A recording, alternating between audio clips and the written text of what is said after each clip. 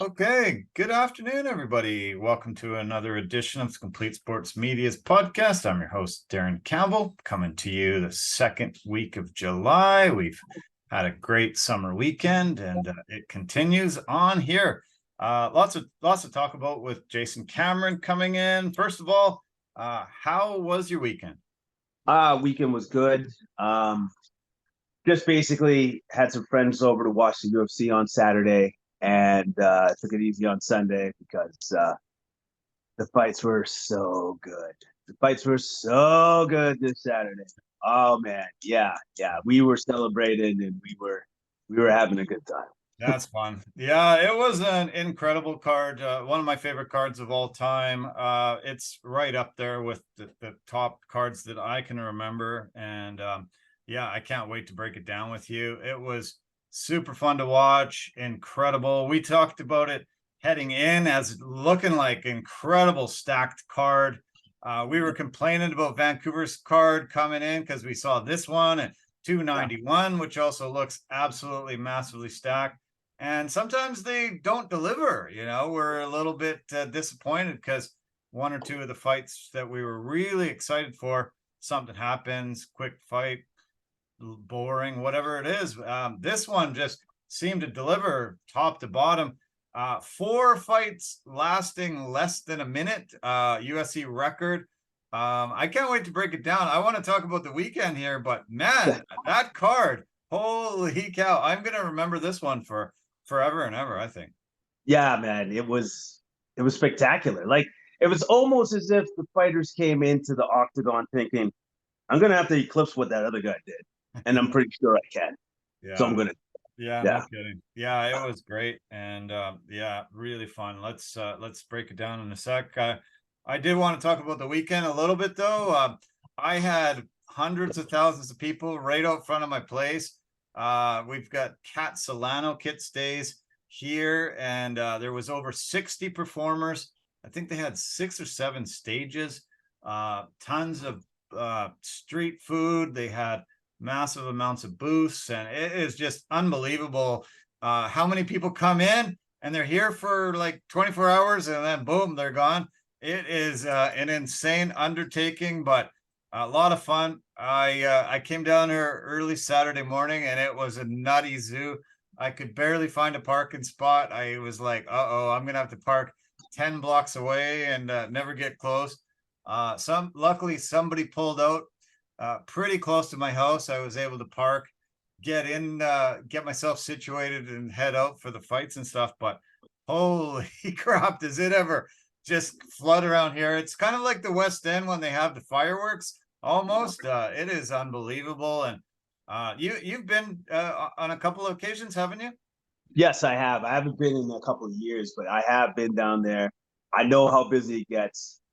I was actually down there in the morning because silly me made a mistake. I thought I had a chiropractor appointment that I literally did not have. Wow. But and the funny thing is, like even at the point in time when I went to the chiropractor appointment, I was able to find a parking spot quick.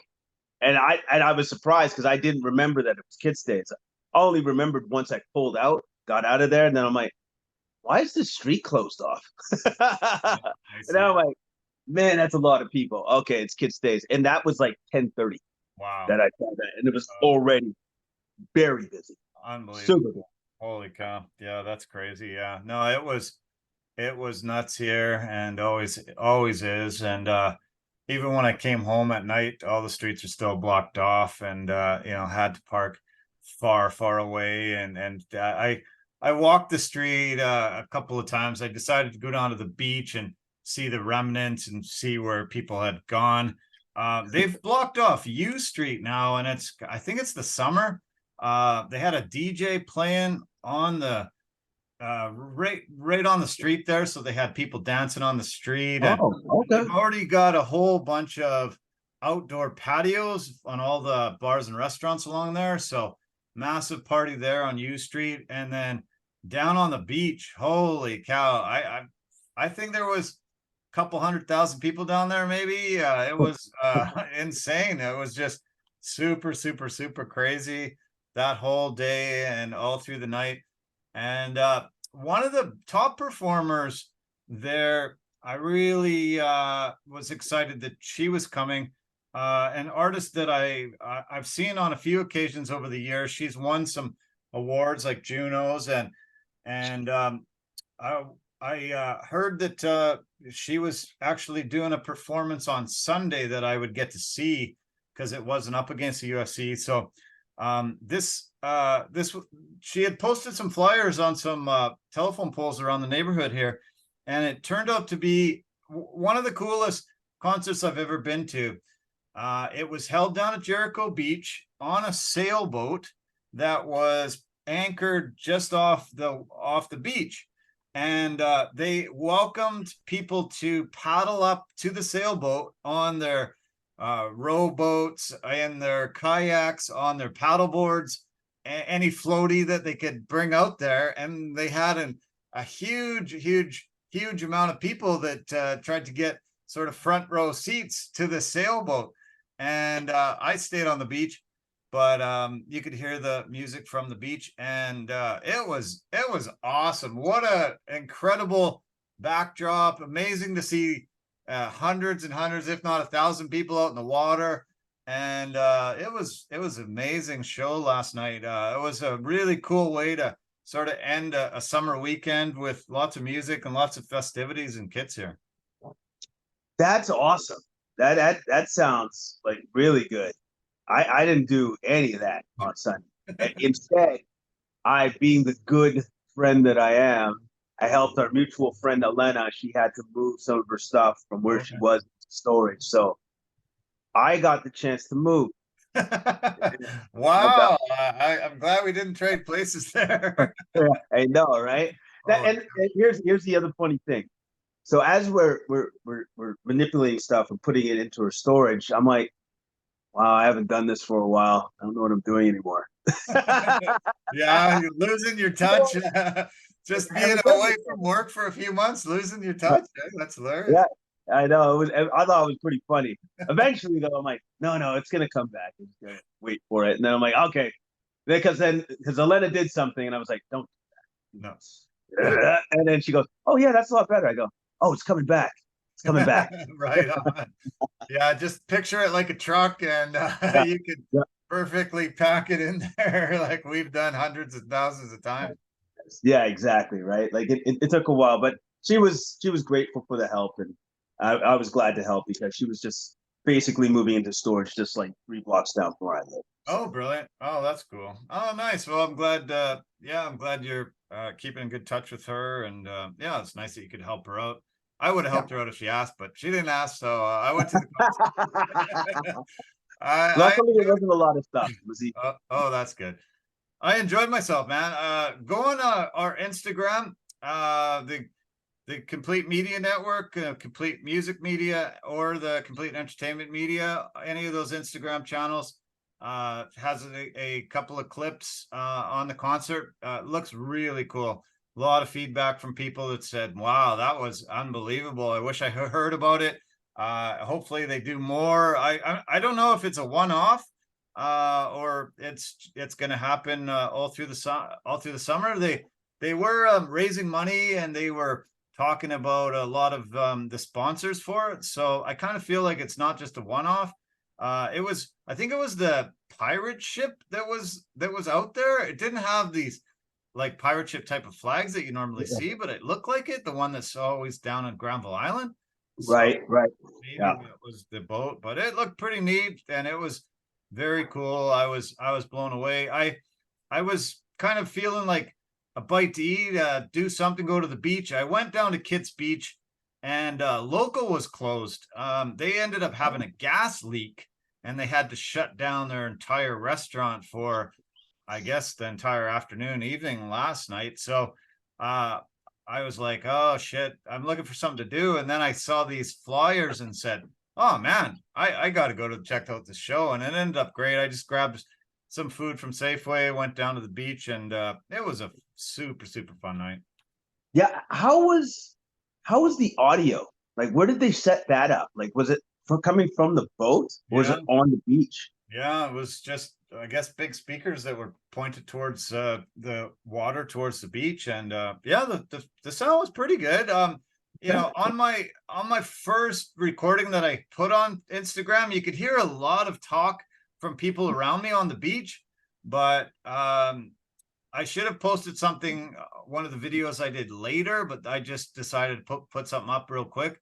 No. The sound was actually really good. She's got an amazing voice. Her name is Desiree Dawson. Not sure if you've ever heard of her, but amazing performer and beautiful voice, really incredible lyrics, and she's going places. I think she's gonna blow up huge one day. She's gonna be one of the top artists to ever come out of Canada, I think. Yeah, well, just the idea of like doing the concert from a sailboat like that, I think that's super unique and awesome. Yeah. Yeah, it actually opened up with a hip hop artist. I failed to mention his name was HK, and I wasn't super big fan, but it kicked off the night. Desiree was unreal, and loved it a lot. So the weekend was funny. You know, UFC dominated it. Other sports were going on. I tried to keep my eye on a few things. I woke up really early on Sunday so I could watch F1. I could watch some of the Live Golf and some of the Wimbledon. They all came from the UK, about a 2-hour radius around London. The F1 was great. That had Max Verstappen winning, but it had Lando Norris, the Brit, finished second. We had who else? They had obviously Lewis Hamilton. He ended up finishing third, and George Russell fifth. So they had 3 Brits in the top 5, which was so massive. I couldn't believe the roar of the crowd. Lando Norris qualified second, and he took over the lead right off the first lap, right off the first turn. And man, the massive roar from the Britain crowd was really electrifying and cool. He held the lead for a few laps, but got overtaken by Max, and Max ended up winning, which he's done for the 5th time in a row. Red Bull's won the last 11 races in a row, which ties the record with McLaren, and dominating season. Some of the followers of this channel have said that they're a little bored with F1 because it's just Max winning, Red Bull winning every week. But there are a lot of amazing stories. McLaren was able to qualify second and third. They finished second and fourth, and had a really good showing. And yeah, I watched a lot of content from Cameron as well, your cousin, and the Cameron F1 stuff. And it was a fun weekend from the UK, Silverstone. Oh, no, that's awesome. That's great, and I'm guessing that doesn't happen too often, where you have 3 fellow compatriots from the same country that all land in 1, 2, and 3.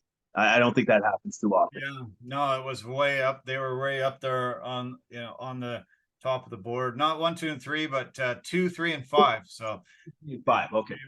They were right there. Live Golf was held at a course called Centurion, just a week or just an hour drive away from the F1 race. And if I was there, I would have taken in both. It would have been an amazing sports day there. $4 million to the winner, Cameron Smith, of that tournament. Live Golf's money is just spectacular. It has just changed the whole sport, and I cannot believe how much money these guys are cashing checks for. 3 days of work, and you get $4 million. Plus, his team finished second, and I think he takes home another $500,000 for that. And yeah, so pretty cool to watch, and pretty neat to start seeing how much money these guys are being able to take home. Yeah, it's great for the players, and it just, it just pushes that generational wealth, that term that everybody loves to push around and stuff, as they should. If you're making $4 million in three freaking days, yeah, you should be able to do that. And it's, I guess it's good for golf, because now all these guys are just going to get paid that much more. Like a lot more. It's awesome. It's so great. Yeah. And then also the Wimbledon tennis tournament's going on. Our Canadians doing well on the women's side. The men's side had come down to Denis Shapovalov. He was the last Canadian men's hopeful in the tournament. He ended up getting injured and had some serious knee trouble. He won the first set of his match, and then it seemed like the injury just reared its ugly head, and he was ended up getting beat and knocked out of the tournament.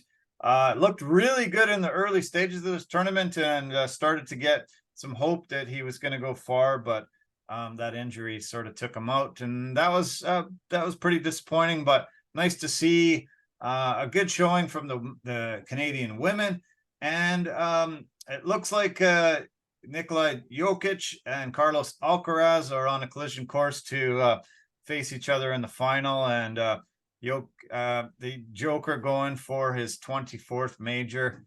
It'll be pretty historic if he can pull that off. But Wimbledon's been fun to watch. It's just seems like it's going all day, all night, every day, and I've been catching tons of the action, so it's been fun. Oh, that's good. That's good to hear. It's good to hear that our Canadians are doing well. It's too bad about our the Canadian player, the male player that got injured.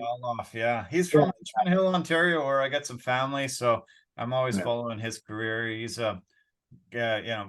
definitely one of Canada's best ever. So yeah, okay, that he got hurt, but it happens. Injuries happen in that sport. Yeah, exactly. So hopefully whenever he can come back after he's addressed that injury, he'll be good to go and he'll be stronger than ever. Yeah. I know you don't follow baseball too much, but do you know what's happening 2-hour drive away from us today? So for the Mariners, no. Are they playing somebody? The Mariners or Seattle is hosting the All-Star game. They just hit All-Star break starting today. Games they played games in MLB yesterday, and now they've hit this All-Star break. They haven't hosted since 2001 at Safeco, and they also hosted in 78, I believe it was 78, 79 at the Kingdom way back. This is pretty amazing. I looked up tickets today, and there's tickets available, $35. Pretty exciting. Today is the Home Run Derby, and that'll be amazing to watch. We've got a Blue Jay in there, Vladimir Guerrero Jr., who is trying to win it for the first time. He set some records by hitting home runs in the early rounds that nobody had ever reached. I think 40 home runs in one round, 91 in his whole entire time that year, but he ended up getting beat. He is trying to win it and match his father. It'll be the first father-son to ever win the Home Run Derby, and so that'll be amazing and historic. Hopefully he's able to pull that off. That would be neat. No, that would be pretty awesome if he can pull that off, because that's very cool bragging rights to have. Yeah, very cool. Very cool. Okay, so there's tickets for today and tomorrow. Same prices. I was blown away. So there's a standard ticket, $35 plus fees. If you're 12 and under, it's $30. If you're under 2, free. College student, $15. A family of 4, a 4-pack of family of 4, $27.50 plus tax. Military discount only $20, or a senior only $20 plus tax. And that's to go to the Home Run Derby today or the All-Star game that takes place tomorrow. So, man, there's no reason why people shouldn't absolutely flood this. I was actually kind of shocked that it wasn't sold out already. And I should have just bought these tickets and been down there and did the podcast from Seattle today. Yeah, well, first off, I had no idea, and then secondly, I'm shocked at the price of the tickets. I thought that you'd at least be looking at 75 and up. Yeah, I'm really impressed. That's the one incredible thing about baseball is they don't gouge the shit out of their fans. They really actually make it reasonable, make it easily for families. I often see ads behind home plate that says four tickets, 4 dogs, 4 drinks for like $45. Yeah. Come families, and there are pricey tickets if you want to sit directly behind home plate or in certain club sections or whatever, but for the most part, everybody can afford a MLB ticket, and I'm really very happy that even for an all-star game, home run derby, it's still affordable. Yeah, it's cool because you could take your family there, you know what I Yeah. mean, and not have to break the bank. It's not the same as like trying to go to a Canucks game where you're like, okay, so I got 2 kids, myself and my wife. That's $100 a ticket, and I haven't even driven there yet. So I haven't included gas and I haven't included food. Yeah, Oh, right. yeah, Brutal. Yeah, true. it's pretty bad. You're lucky if you're a dad these days. You're lucky if you can take kids to one game a year. That's it's tough. So yeah, so the home run derby, I recommend it to everyone. It's about 2 hours from happening. Absolutely amazing how many home runs these guys blast, and it's really fun to watch. One of the top guys that's in the race is Pete Alonso. He's won it twice already. He's trying to become the first guy to or the second guy to ever win it 3 times. Ken Griffey Jr., the longtime Seattle Mariner, has won it 3 times. So Mets fans and fans of Pete Alonso are cheering him on, but I think all Canadian fans are probably cheering for Vladimir Guerrero. No Blue Jays ever won it, so be nice for him to match his father as well as become the only Blue Jay to win the home run derby. Yeah, that would be great. That would be great if he could win it for the first time for the Blue Jays. That would be fantastic. Yeah, and I didn't know that fun fact that Ken Griffey had won it 3 times in a row. But that makes a lot of sense because he had one of the best swings in baseball I've ever seen. Yeah, not in a row, but he won three Oh, times. okay, Yeah, so you he won three. competed. He competed 8 times in the home run derby. What he won at 3. Nobody's ever won at 3. So Okay. yeah, very cool. MLB held their draft yesterday, and it's very weird how non of a story MLB draft is. We just saw the NHL draft, we saw the NBA draft, the NFL draft is absolutely massive. I'm really shocked, and I don't know why MLB draft is so non of a story. This Nobody really knows about it. It happens in the middle of the season, which is also kind of weird, and it just sort of crept up on us. It happened yesterday, but something historic happened. It was the first time teammates ever were drafted 1-2. 2 guys out of Louisiana State University. Paul Skenes, a right-handed power pitcher. He went number 1 overall to the Pirates, and his outfielder Dylan Cruz went number 2 overall to the Washington Nationals. Incredible. Their coach is named Jay Johnson.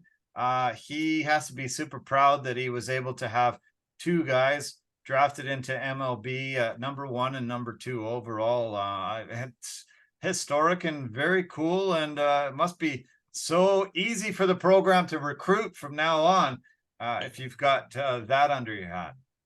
Yeah, and especially since now that they have that transfer portal system in there, Yeah. they could have a lot of players transferring over going, ooh, it looks like they're a good team. And obviously they got great player development. So yeah, that would be very it'd look very good for other players to go over there and play for sure.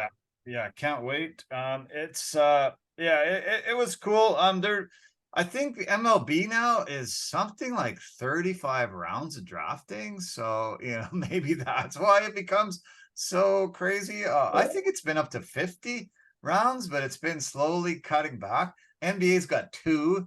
Yeah. I think NHL now 7, but I think it's up to 35 rounds. It was, I think I've seen it. I think I remember back in the day it was like 50 rounds. So you're like, yeah, I got drafted, but nobody's ever gonna hear about me because I was drafted in the 45th round. Yeah, exactly, right. Crazy And stuff like that. it's funny. It's funny. Like, I think that's why people don't make it a big deal about the MLB draft, Yeah, because the draft goes on for like, I don't know, 50 rounds. What is that? 2 days? yeah. 35 rounds, 2 days? All right. So it's a 2 day draft. So like, what are you gonna do? You're gonna put that on ESPN? I don't know. I don't know what ESPN channel you would put that on, but it'd be somewhere in like in the back. Ocho. I think they got that ESPN 8. They call it the Ocho. Oh, so, yeah, Yeah, I think so. Like, it would have to be on something like that for 2 days straight. Awesome. yeah, yeah, it's long and yeah, it's tough, but yeah, I'm shocked. I'd like to take it over and make it huge. I know I could promote it and make it massive, but who's ever running the show there? They're dropping the ball. Nobody gives a crap about it right now, and you got to make them care about it because it could be huge. I think it could be huge, and it's definitely not right now. No, no, it's not. They're not putting in any effort into it, No. into marketing and stuff. Like, so if they did, maybe they could change things around. If Yeah. big if. Okay, let's shift to the biggest sporting story of the weekend in my mind.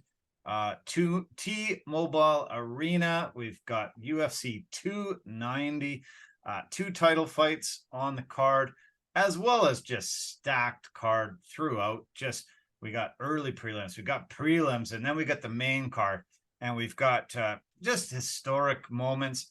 I think my favorite moment of the entire weekend, entire card, was Robbie Lawler's retirement. Absolutely so cool that he was able to go out with such a historic knockout.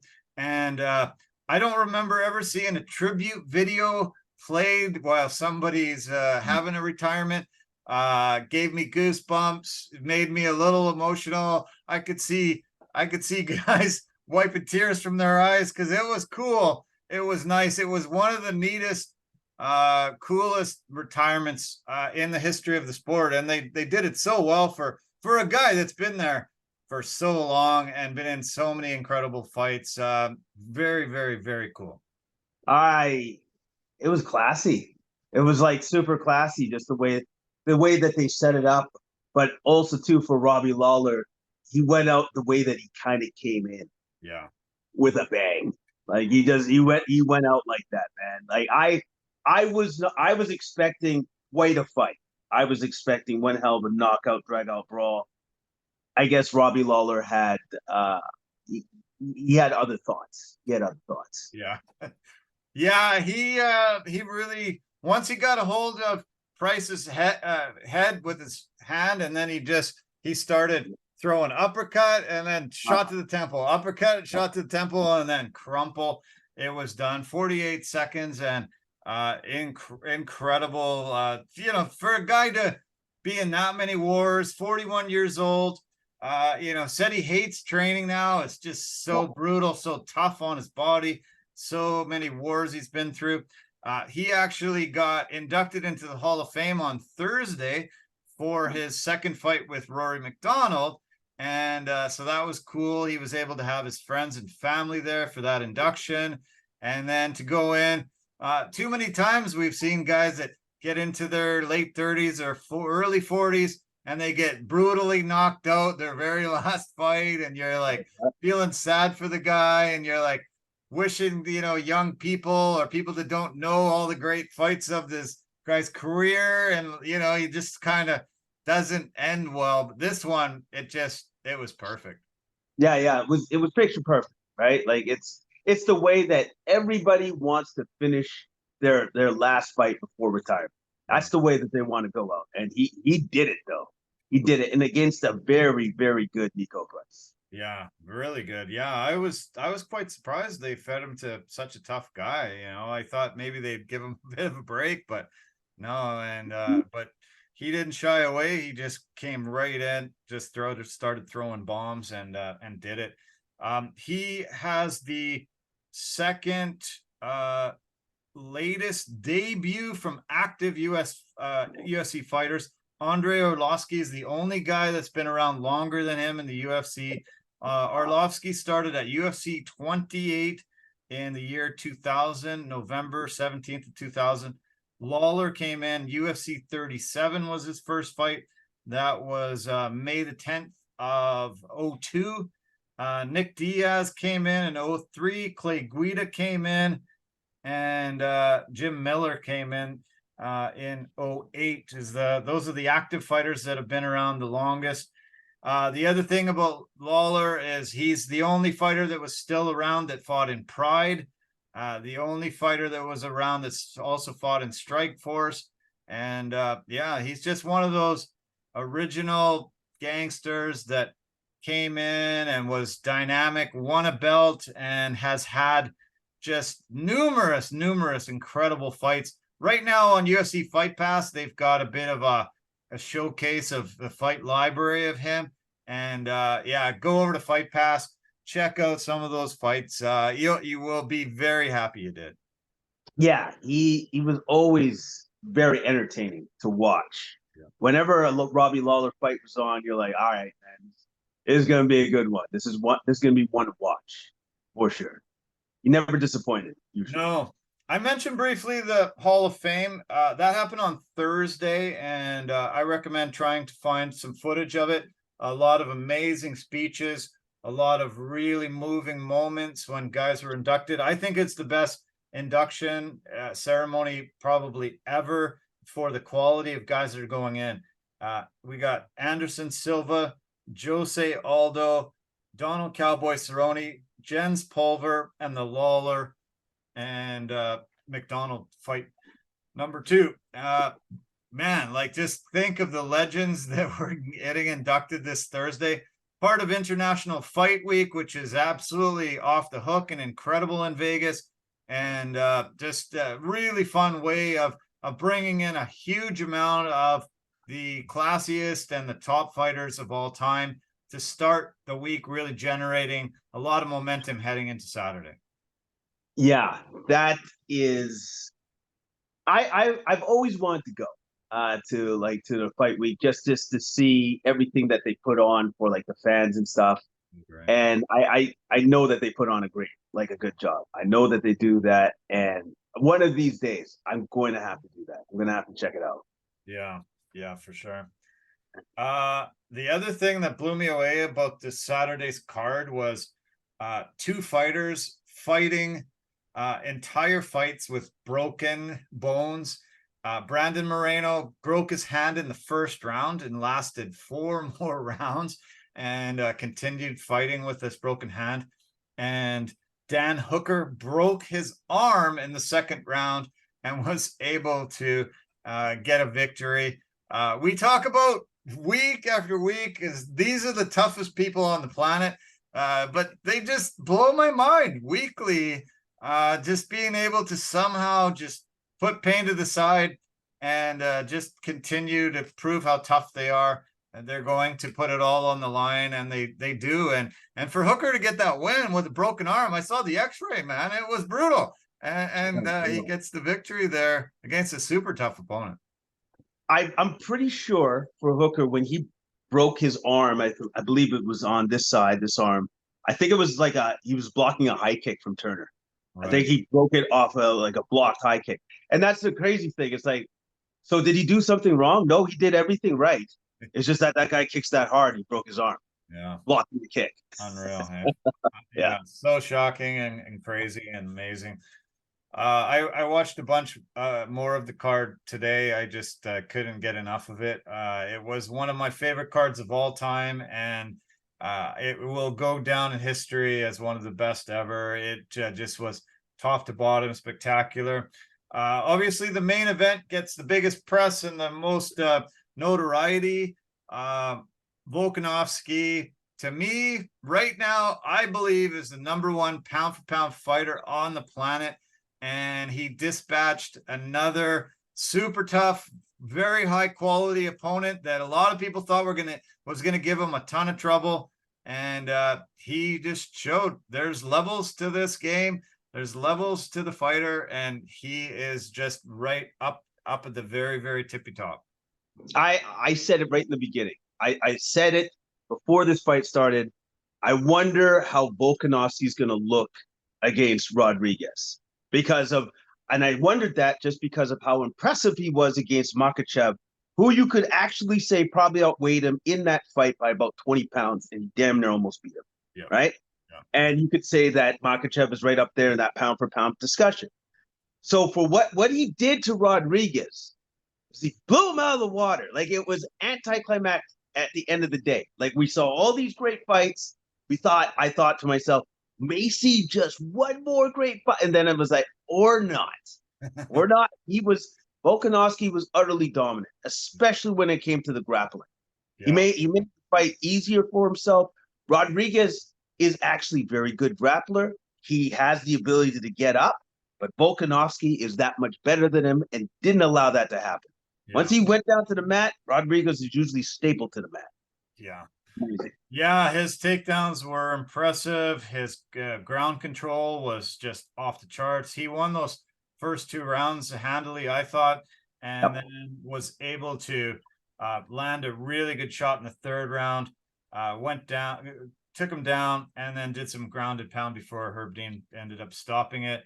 Yeah, he keeps blowing people away. Everyone knows how great he is, but you start to wonder, okay, who's going to come in, who's going to give him, some trouble.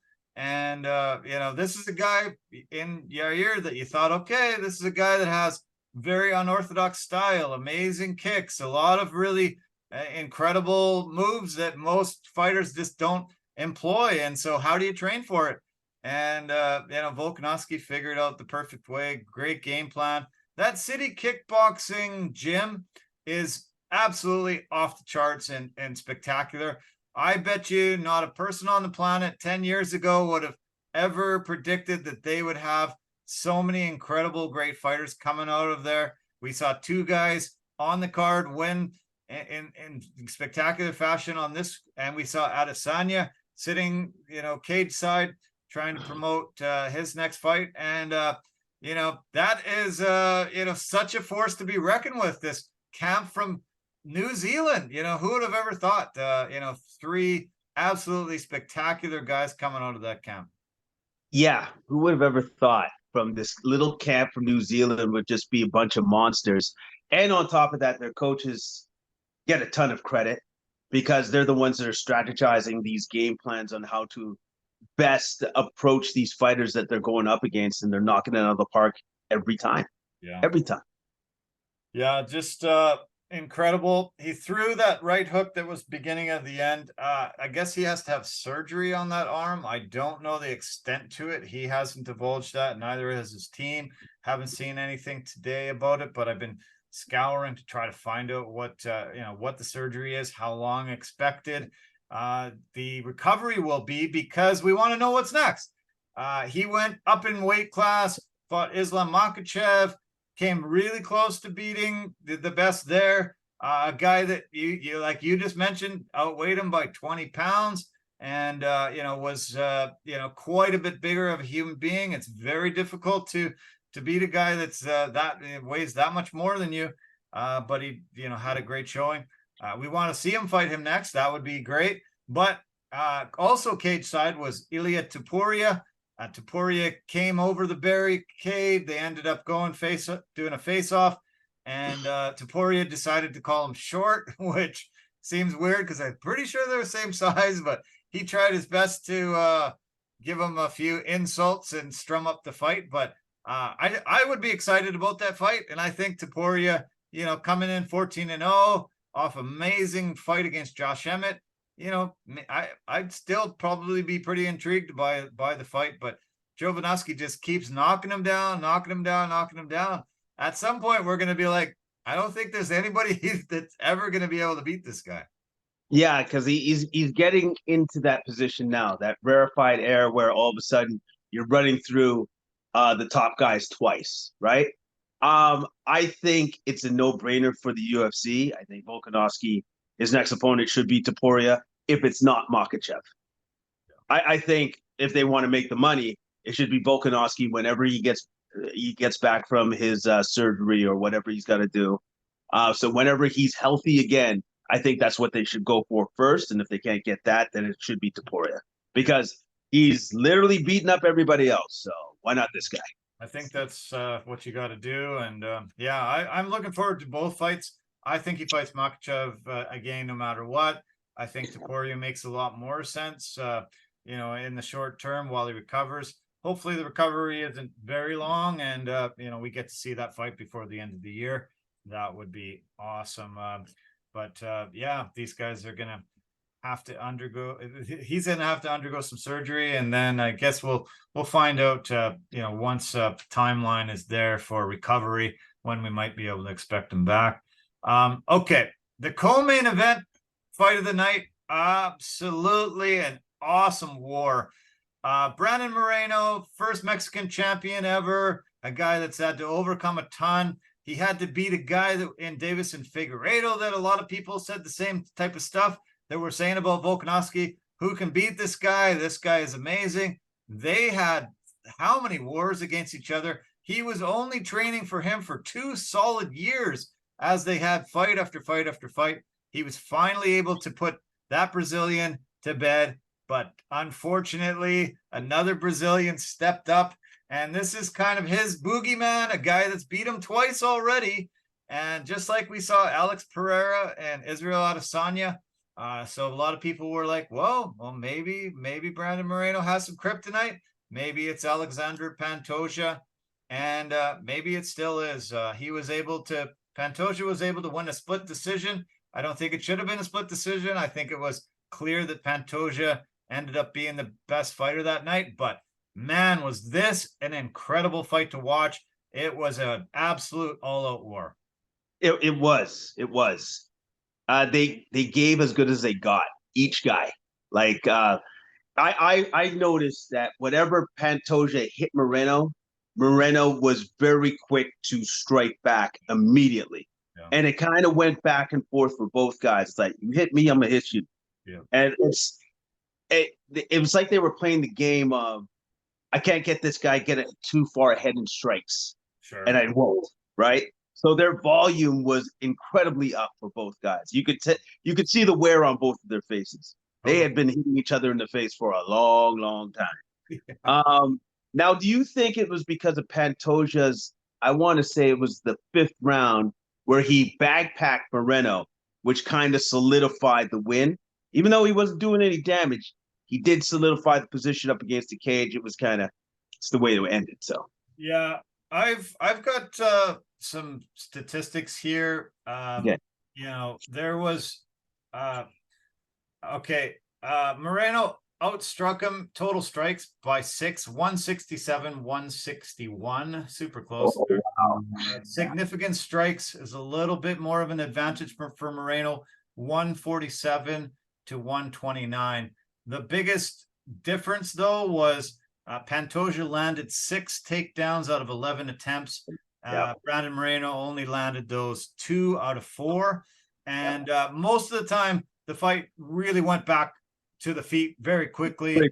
But you did mention in that 5th round, Pantoja ended up getting that back control and really was controlling it. Yes, he wasn't doing damage, but he controlled the round. And, in my opinion, it went to him. Even if, they were like, okay, it's 2-2 going into the 5th round. I saw Pantoja as a bit better in that 5th round. Yeah, that's what I saw too. Like I thought it was even going into the 5th. And to be honest with you, I'm gonna be honest. My first inclination once the fight was over was I thought Moreno won.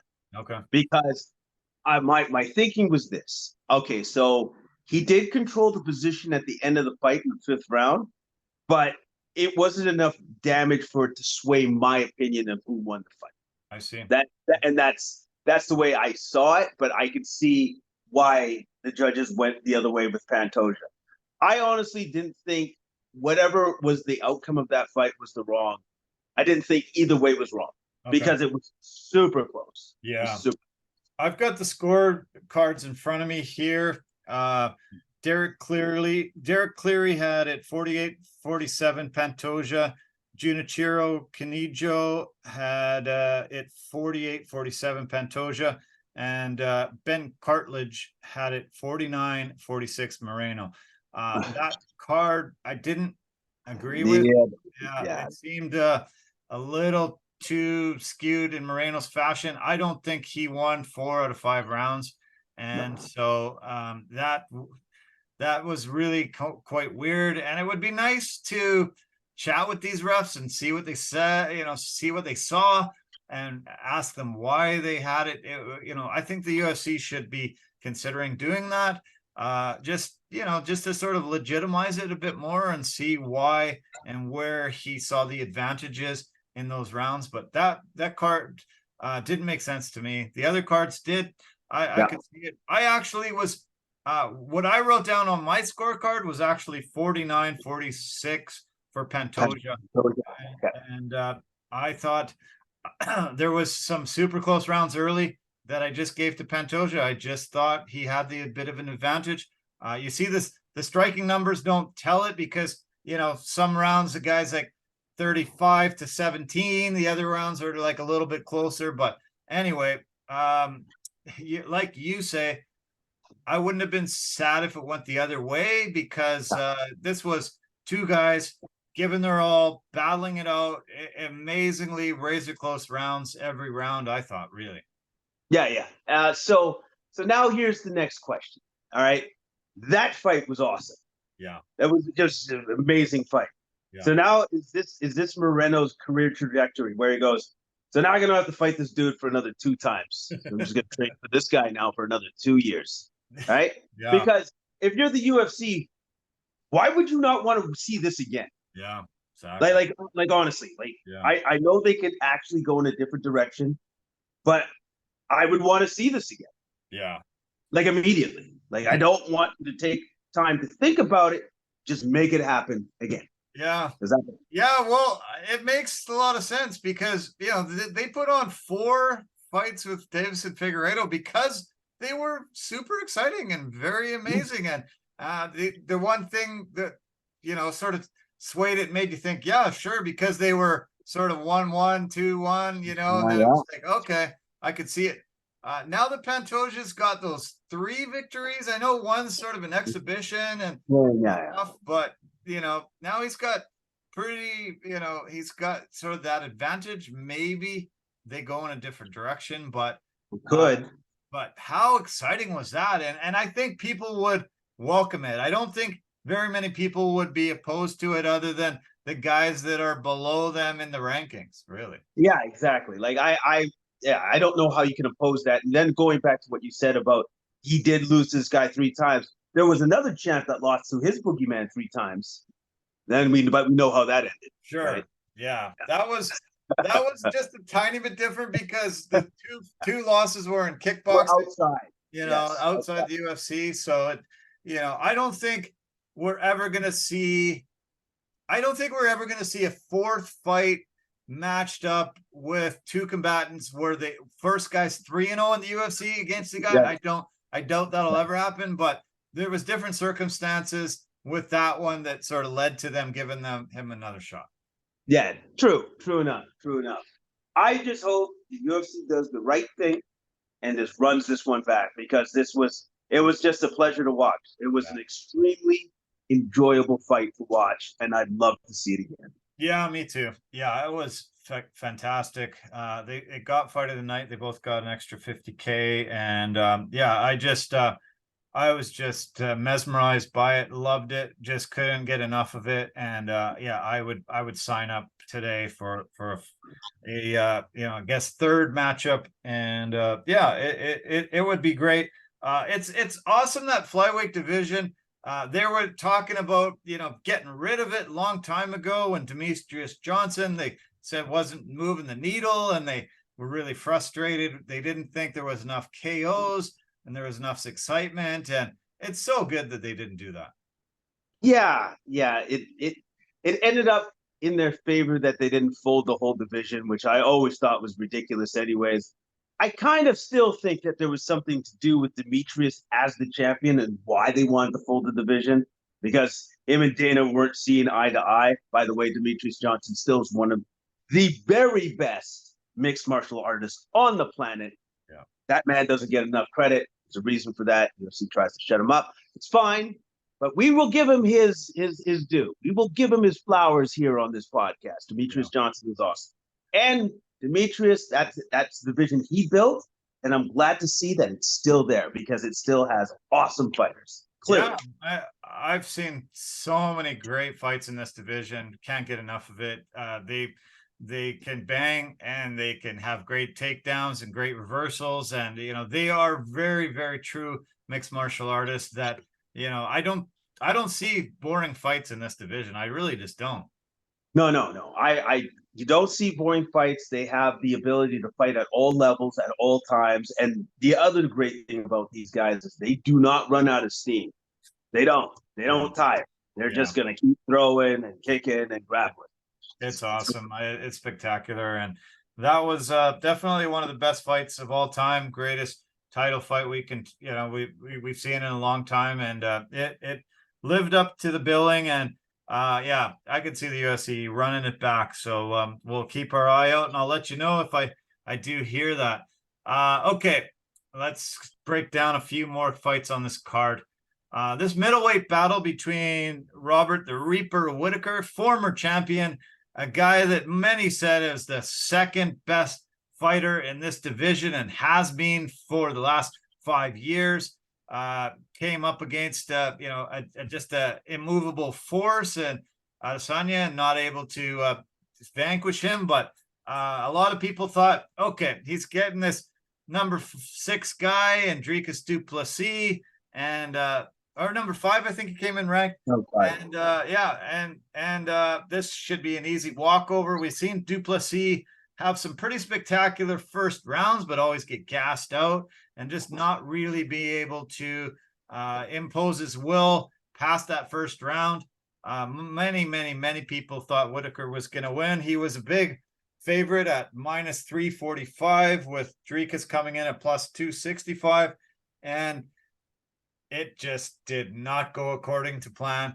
It was unbelievable.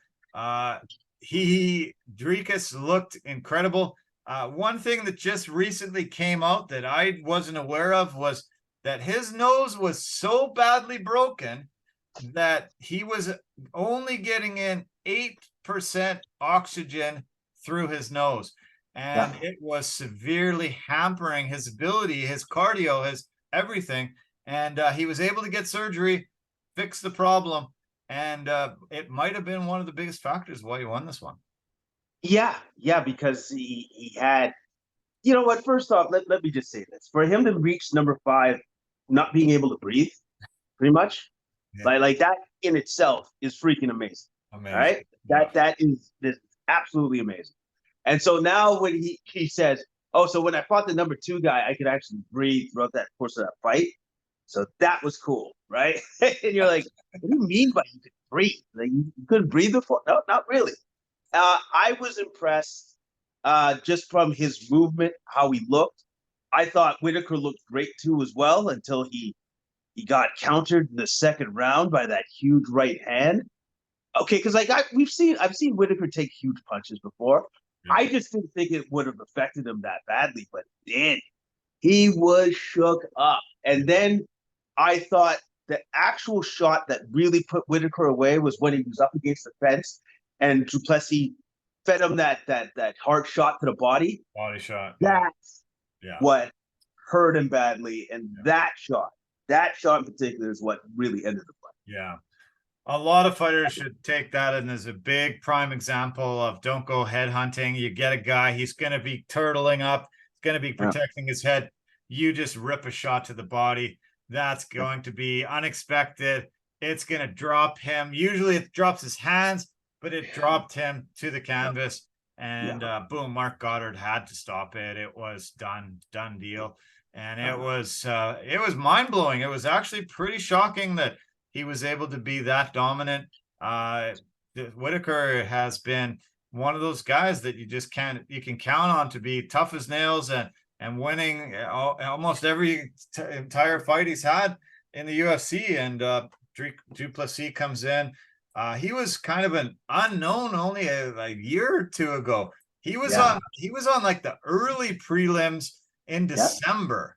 You know, Yeah. he was like just an afterthought guy. And yeah, his rise has just taken him to what I understand is it's going to be a title shot. He's talked his way to piss off Israel Adesanya, call him a non-African, you know, sort of bring up sort of a racial thing that's been around in South Africa for a very, very, very long time, and sort of stir this up. Adesanya came in. I didn't like, you know, Adesanya dropping those N words. It wasn't very cool to me. What was your thought on that exchange between them in the cage? A little cringy. Yeah. A little cringy because I was just like I know what he was for myself. I knew what he was getting at, but also too, I knew that he was hype and he was drunk. So possibly the word, like his choice of words were a little bit suspect at this point in time. But end of the day, what I did like what he had to say was this. I believe he had the one comment of, well, if we really dig down, we do the 23andMe, I think we'll know who the real African is and who ain't. Yeah. And that I like. Yeah. That was what I liked. I didn't need all the other nonsense, but that I did like. But you know what? I guess it's created enough of a draw now because of that. So it should be well marketed. I just hope that they put together a really strong card. Hopefully they do something like this. Yeah. This last card that we saw. If they can do something like that for like a card, oof, oh yeah, that's going to be a winner. Now, I don't know if the UFC would ever consider doing it in Africa. What I understand is they're going to make this for UFC 293, which happens September 9th in Australia. Oh, okay. That's more where Adesanya is, right? Yeah. Yeah, okay. All right. That makes sense. Because I knew it was going to have to be in one of them. And usually you would have to go to the champ's country, not the challengers. Yeah. Unless the champ is good with it. And then he agrees to it. So yeah. Let's see. Yeah, they don't have much listed for 293 here yet. The only fight I see listed is Carlos Ulberg and Jung Da-un. But yeah, what I understand is they're trying to do that as quick turnaround. It's only, I guess, what, 8 weeks away? So it'll have to be super quick, very quick turnaround. And but yeah, I would suspect that we'll hear within the next 1 to 2 weeks that that's a done deal and it's been signed, sealed, and delivered. Yeah.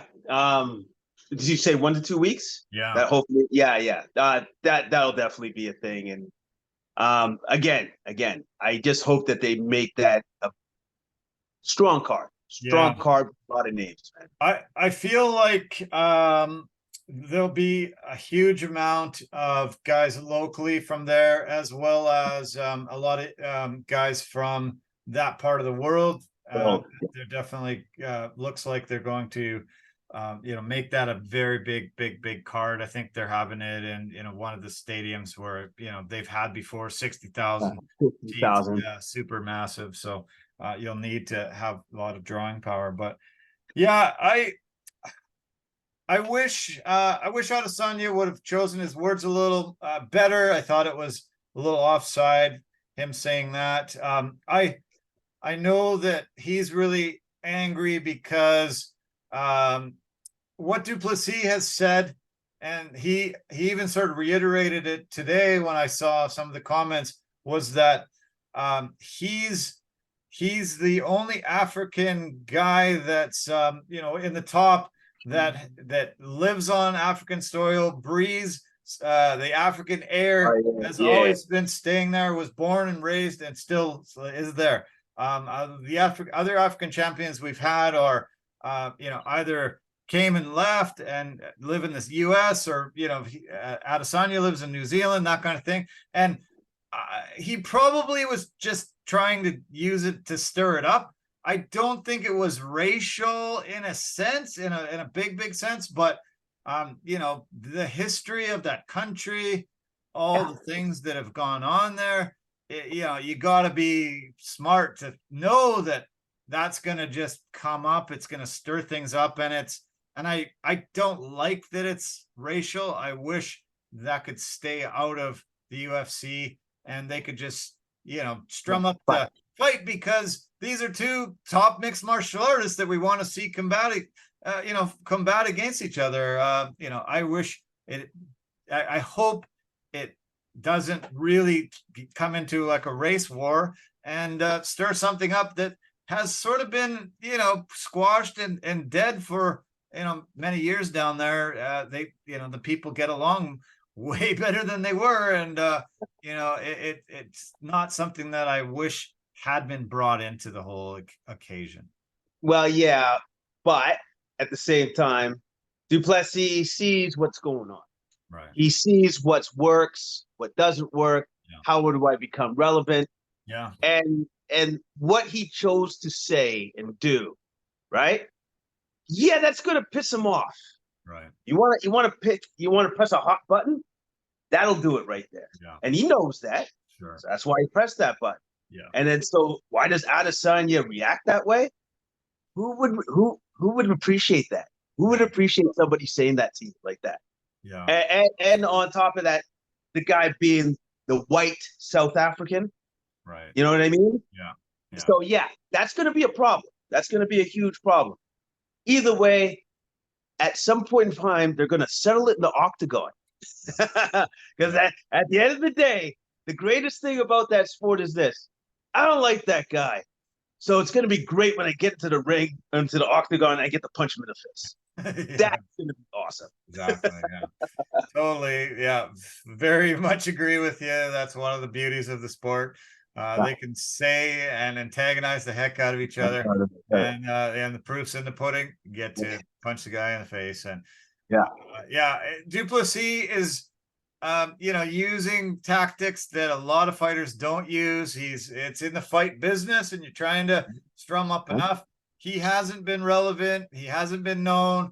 This was, his highest ever showing on a, major card. So, he's started entering into the viewpoint of mixed martial arts fans of the sport. And, he shot a shot. He looks like he's been able to get himself a title shot. I hope it just goes on merit eventually. And, we can keep that kind of crazy talk and race out of it. But anyway, we'll talk about that another day, and I'm sure these guys are going to fight soon. So, okay. I mentioned Dan Hooker off the top. He had a really tough opponent in Jalen Turner. This tarantula is as a beast, and he's long, lean, and tough. And I thought Hooker was in trouble. Hooker came in losing 4 out of the last 6. I listed off the fighters that he's lost to, which were absolutely, the toughest guys in the division. But Hooker came in as an underdog in this one. And, I kind of thought he might be in tough here. But this is a guy that, just has been in so many exciting fights, so many incredible wars. And with a broken arm, he was able to take out Jalen Turner, win a decision, and looked great doing so. Oh yeah, he looked fantastic. Like, this is a great fight. I believe Hooker was in trouble in the first round because Jalen caught him, almost gets him out of there.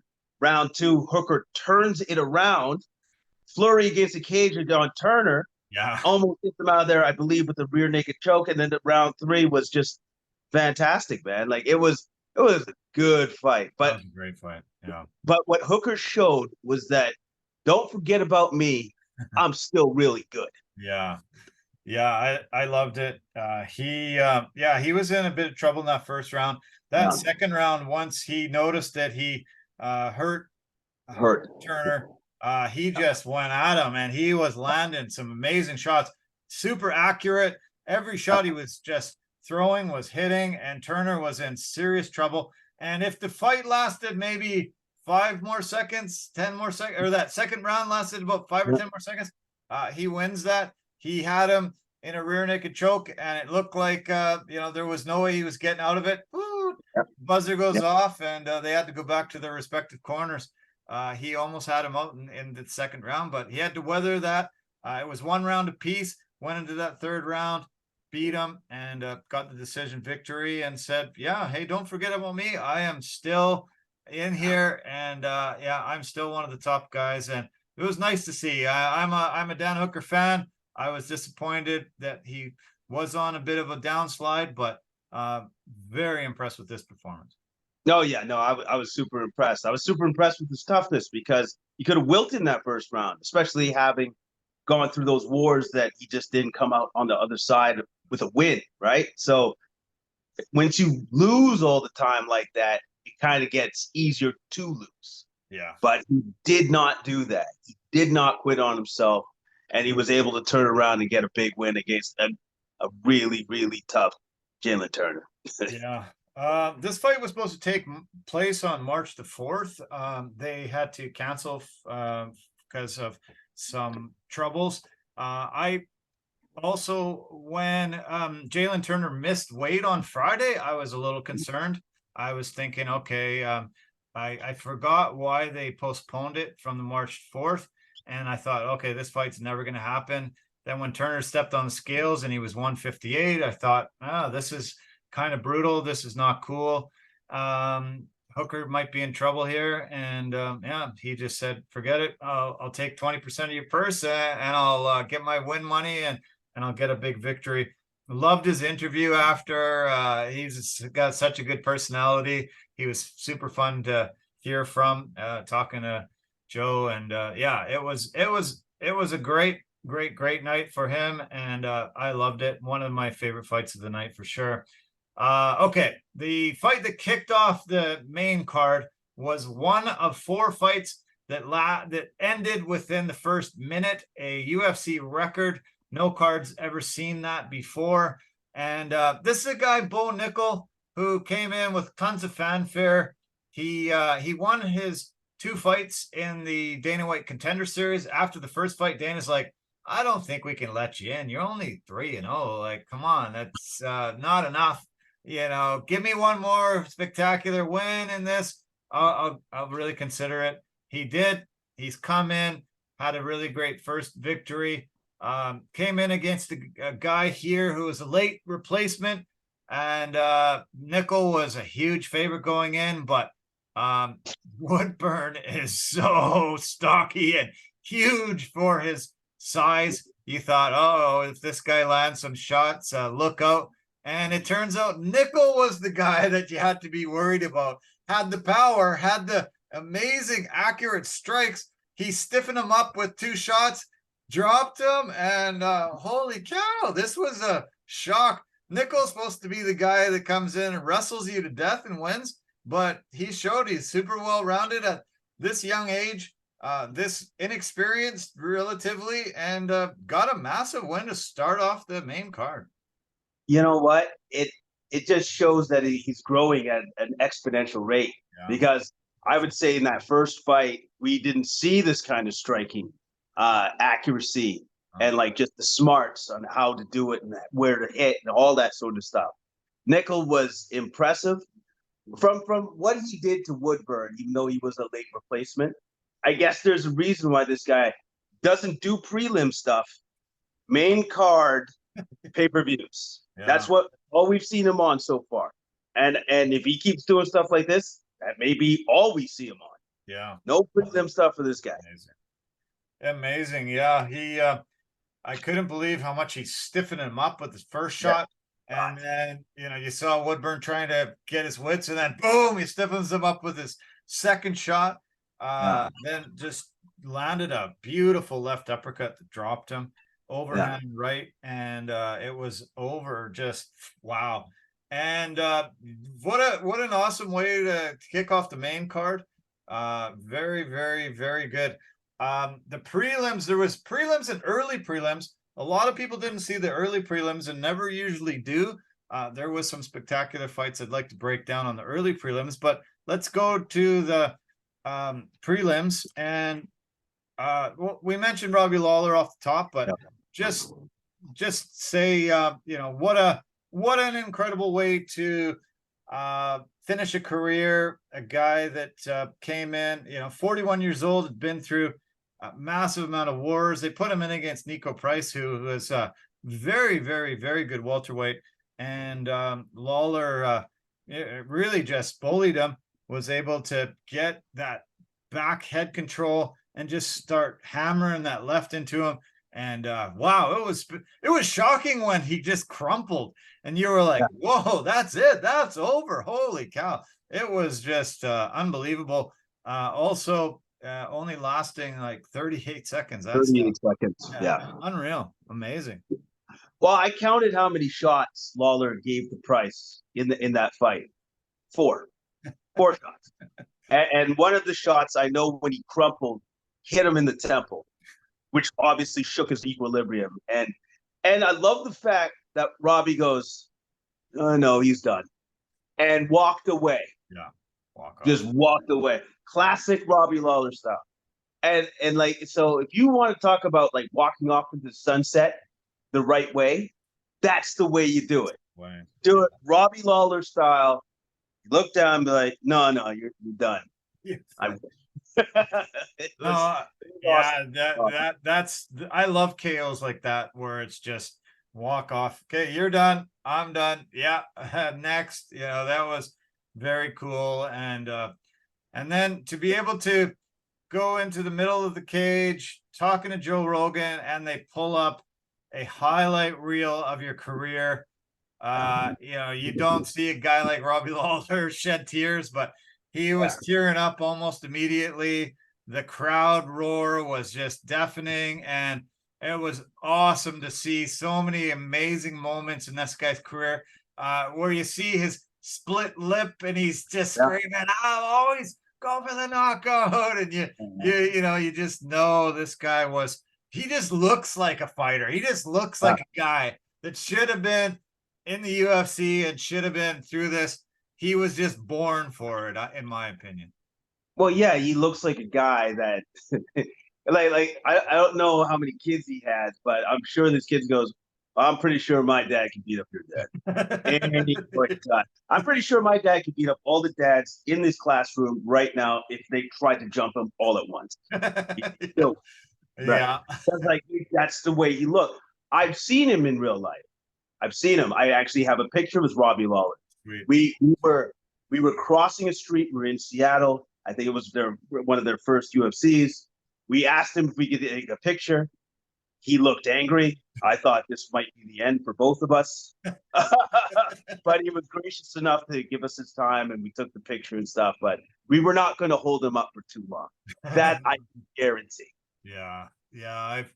I've had a few opportunities to talk to him and meet him as well. And this is a scary looking guy, but heart of gold, great guy, loves his fans, loves this sport.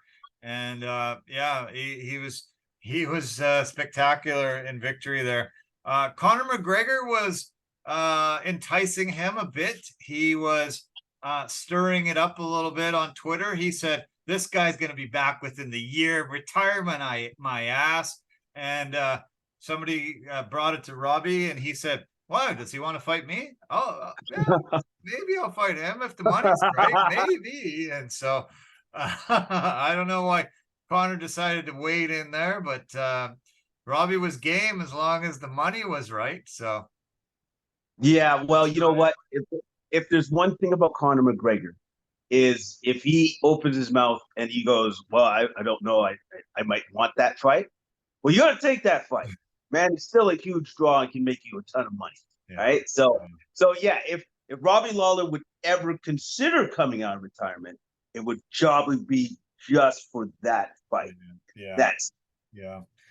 I saw him hanging out with Jens Pulver and Nick Diaz, and all three of those guys are old time OGs. Pulver said he remembers Robbie coming into the gym back when he was about 17 years old, and he was going to be competing in, and you think, your tough contest locally, probably at some mall or some shit. And, he just helped train him right off the bat. And the fighters that were coming out of that camp back in the day were winning titles and, were some of the most feared guys in the sport. And he said, it's so cool because, we both got inducted into the Hall of Fame. And here we are. We, are here, and I'm seeing him fight for his last fight ever. Such a full circle moment for Jens. He said it, and it was neat to see some of these guys, and you see Cowboy there. Both Cowboy and Jens Pulver both said that the nervousness that they felt going to the induction ceremony and the whole few days that they were there felt like they felt going into a fight, and they said it was just unbelievable. I was like trying to convince my brain that no, I'm not fighting. I feel this nervous just because this is such a big moment in my life. And it was cool to hear both Jens and Donald talk separately, weren't anywhere near each other when they both said it, but they both said it just felt like a fight day. And it was so weird how nervous they were, but how honored they were to get that Hall of Fame inductions. Yeah, like just like for anybody, man. Like that's the culmination of your career. Yeah, it's everything. Like and that this is also your peers saying you are one of the best. This is where you belong. This is where you deserve to be enshrined in the Hall of Fame and to always be remembered forever. Yeah, forever. Right. That's a huge honor. Yeah. Try to watch Jens Pulver's speech. It was very touching.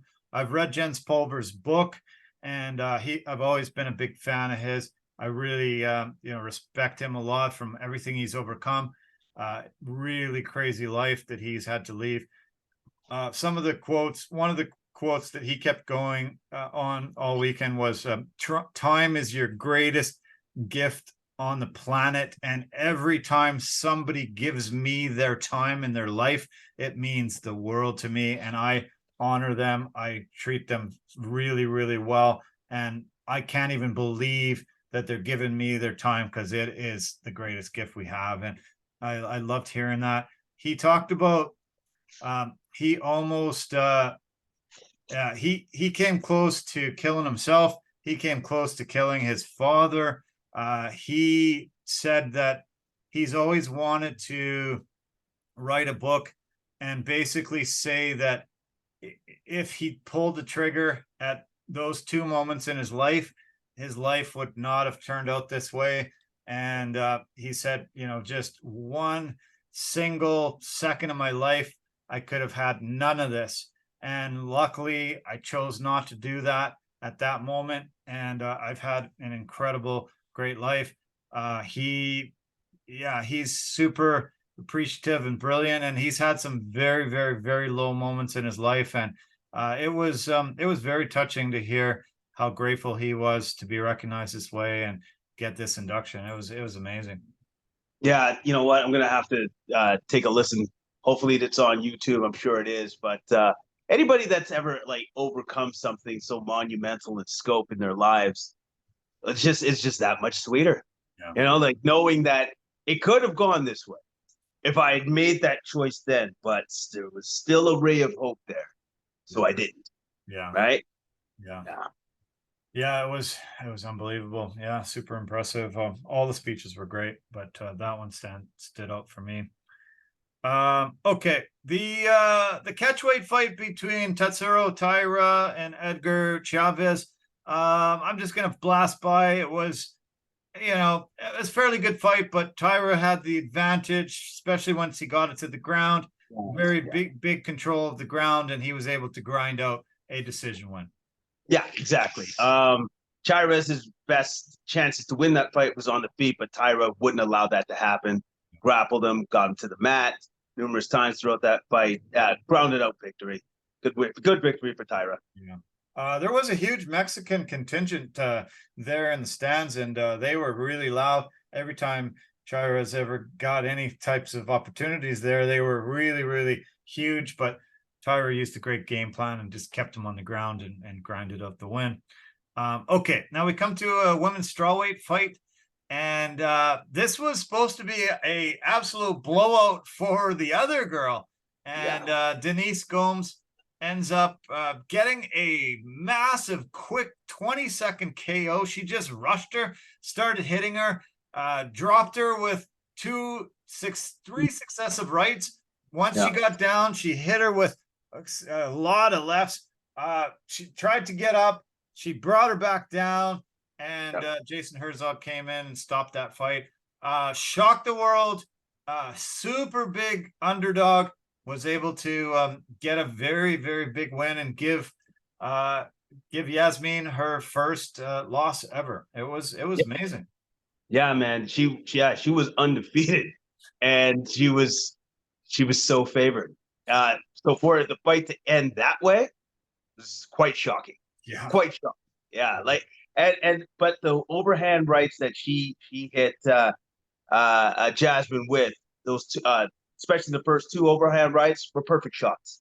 Perfect shots. Yeah. Perfect. Boom. Yeah. She got her in trouble right away. Sensed the she was in danger, and just jumped on her very fast.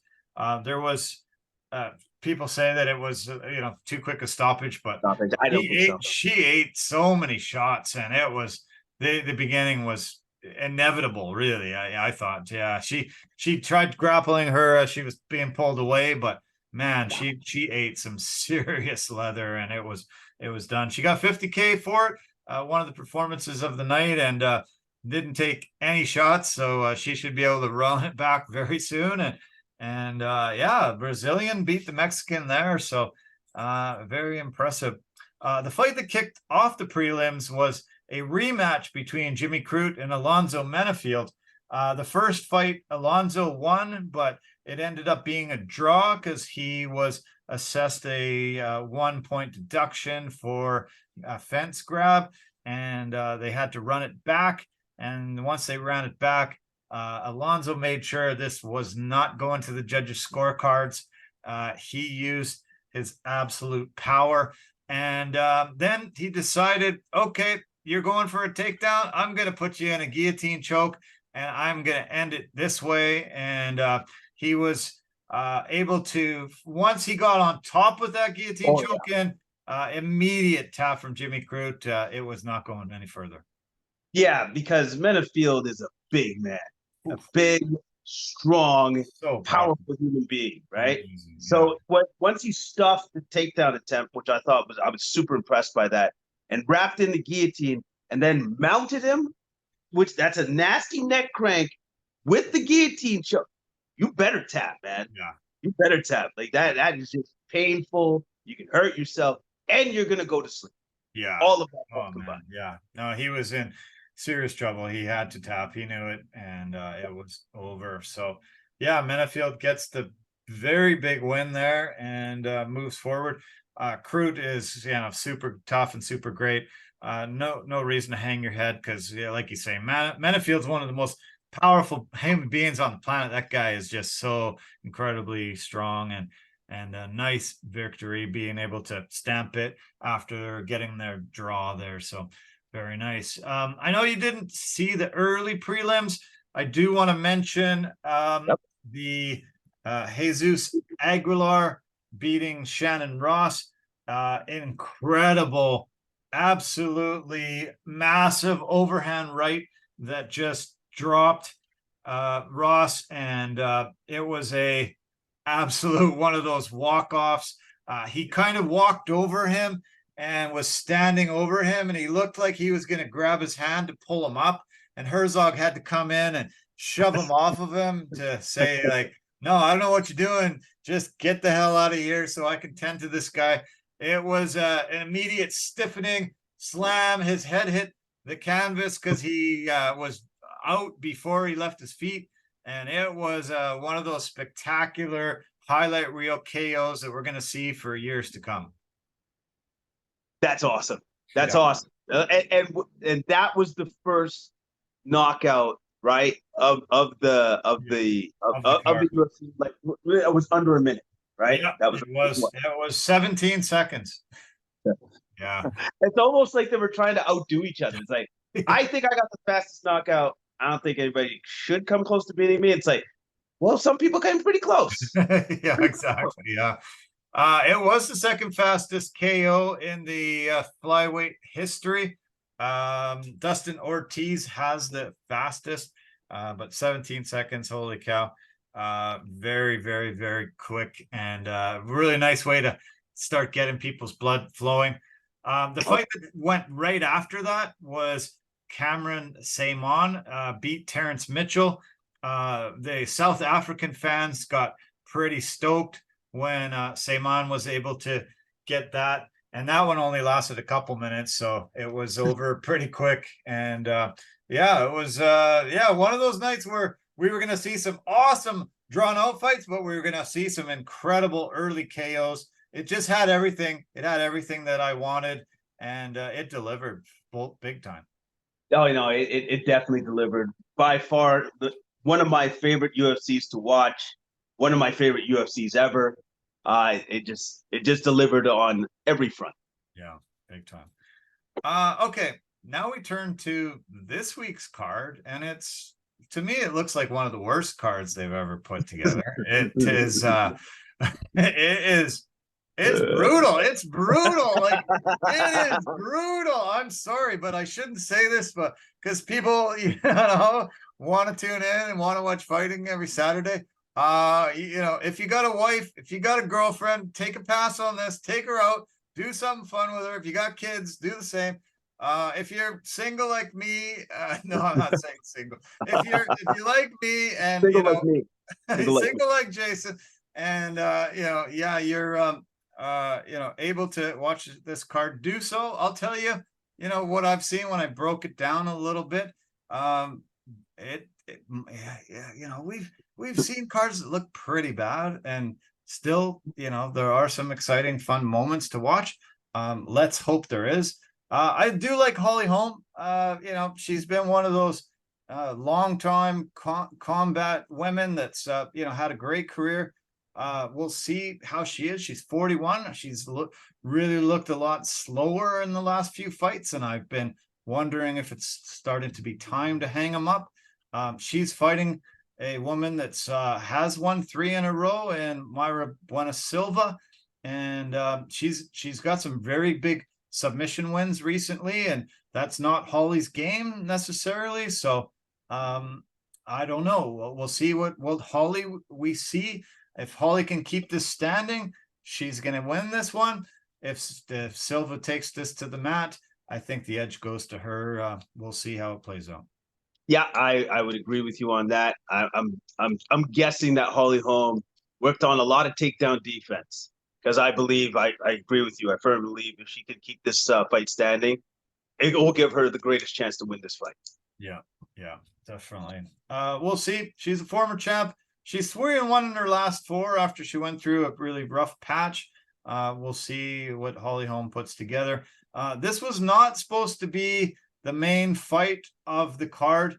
It was supposed to be Rafael Dos Anjos against Vicente Luque. For some reason, they pushed that a few weeks, and made this the main card, main fight on the card. Was not supposed to be that way. So the co-main was not supposed to be the co-main. We've got Albert Duriev against Park Jun-Young. The Iron Turtle is on a 3-fight win streak. He's 7-2 in the UFC, and has had his success. He's not exciting in my opinion. A lot of decisions. He got a decision against Dennis Tululin last time. Duriev has had some decision victories as well, and has looked pretty good, but he lost pretty spectacular to Joaquin Buckley, and we'll see. I'm not sure who emerges of this. It's probably Duriev if it stays standing, and the Iron Turtle if it goes to the ground. Yeah, it's the styles make fights, I guess, for this particular one. So I can see it being close.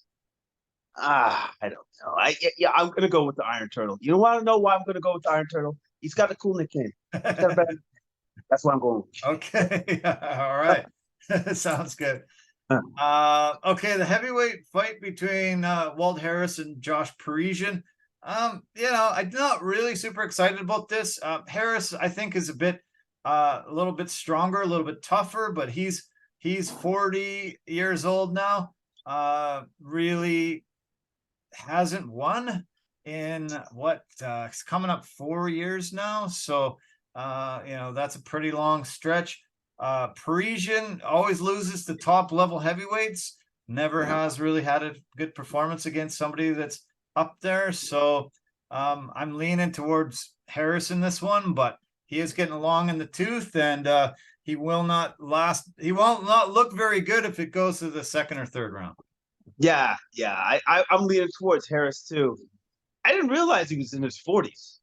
But that's the thing with heavyweights. Heavyweights have the capacity to fight later on in their careers, right? Because they can do that. But now that I know that Walt Harris is 40, man, he's got to be getting close to maybe calling it quits though.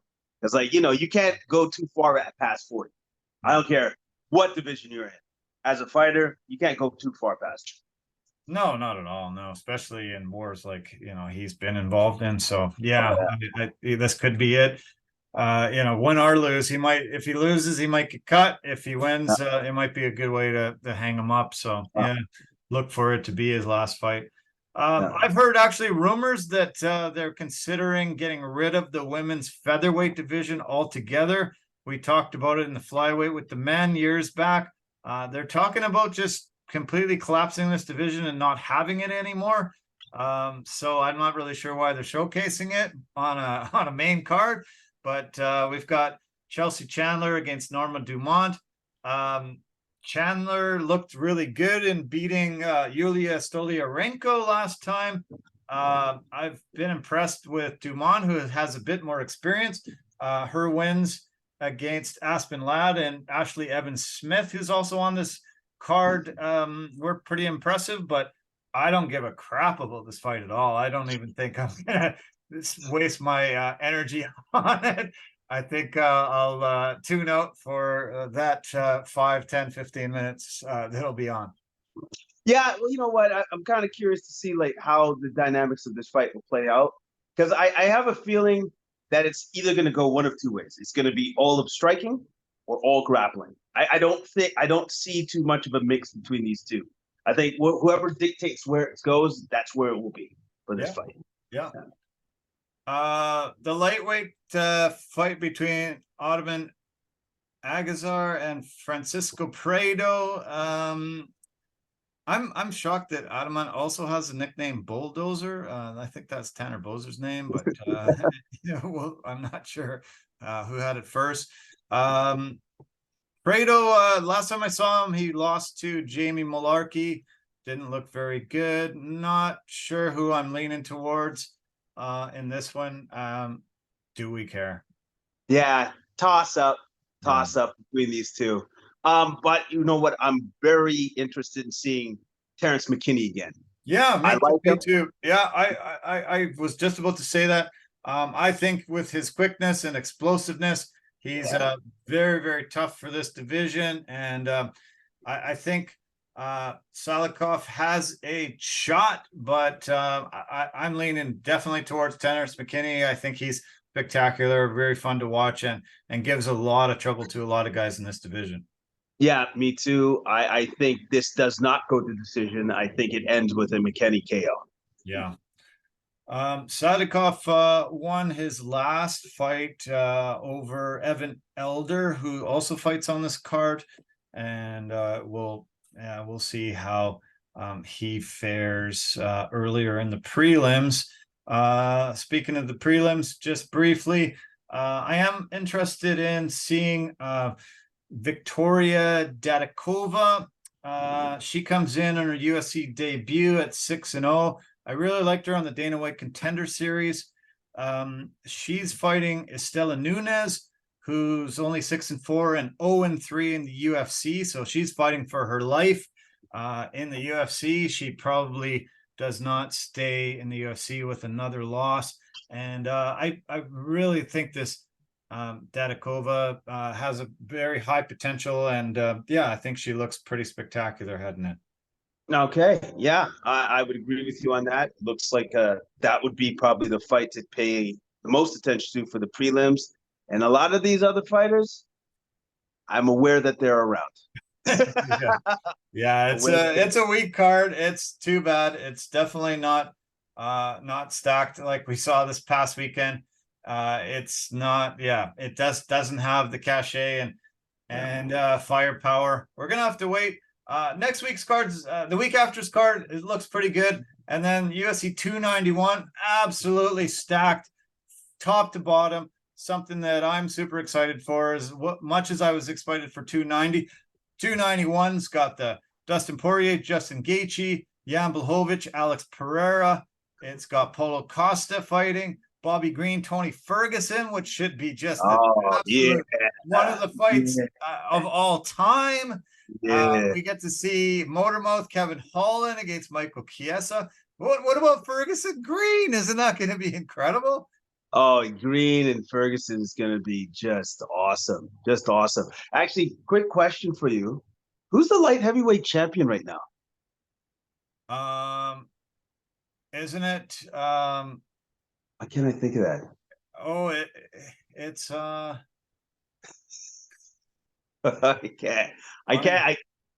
can't think of it. Who it is? I actually can't. Isn't it Jamal Hill? Thank you. Jamal Hill. Oh, thank you. Yeah, because I'm thinking about it because like the only thing I could remember was Blachowicz and Ankalev, I think, fought for the title. It was a snoozer, and I couldn't remember what happened after. Yeah, Jamal Hill, I think is Jamal now. Hill. Yeah. So I'm curious to see how Pereira deals with now the bigger guys, and Blachowicz being one of the biggest in the heavyweight division. That's going to be interesting. Like, I'm pretty sure his power is going to translate over, but so is all the other light heavyweights. Yeah. Well, we saw what he did to Adesanya when he came up. You know, it was pretty shocking. It was pretty crazy how he just was not able to, you know, be dominant like he was in his own division. So exactly, right. So like I'm curious to see how that plays out. I'm curious to see what Blachowicz does to mitigate, like to fight this guy, because I'm sure Jan is just like, I could stand up, but probably taking him to the mat would be the safer option. That's got to be his game plan. Oh yeah, for sure. I would say that's, you know, that's a no-brainer. You got to do that if you want to win. Yeah, because Blachowicz seems like he's smarter than your guy Sean Strickland, who's just like, I'll do the same thing again. That's what I do. I say, okay. No more. Yeah. Yeah. I love it. Even that prelim card at UFC 291, the feature fight on the prelim is Wonderboy against Michelle Pereira.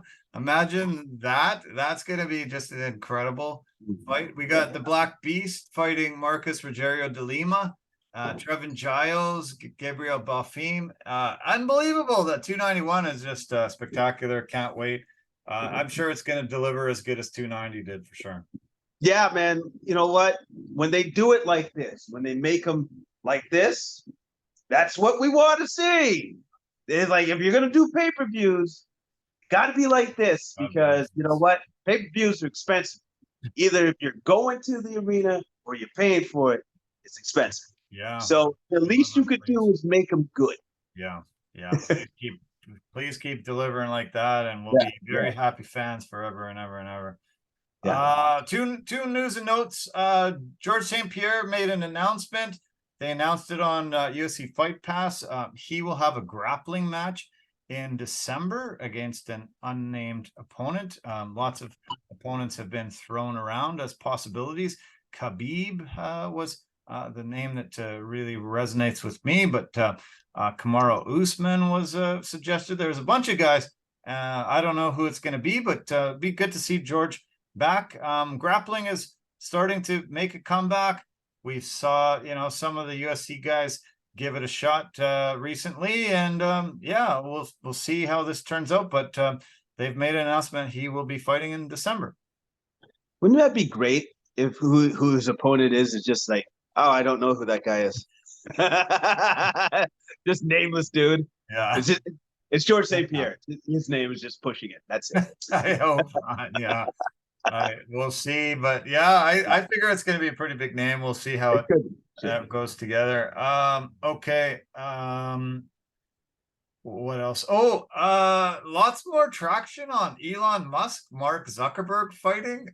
Do you think this actually happens?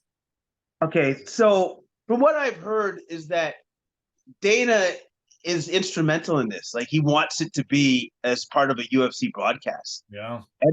And I'm thinking to myself, all right, I thought you were getting away from this kind of stuff, from these gimmick fights. Yeah. Because you want to be seen as a real professional organization. Right. Or gimmick fights work when they're both billionaires.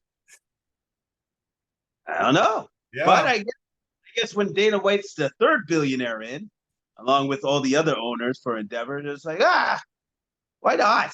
Well, I think it would be.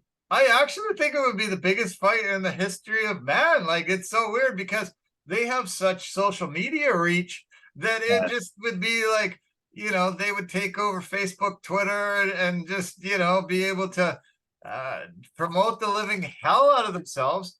And especially if they pick some really amazing charities to donate the money to. And, But I just think it could be massive. I don't see it happening actually, but it would be just so big if it ever came together. first off, those guys aren't donating to charity; they're getting paid. All right, we're real fighters now. We're getting paid, and I want my win bonus when I submit this guy. That's also what I want. Yeah, that would be even funnier. Yeah, just I need my money.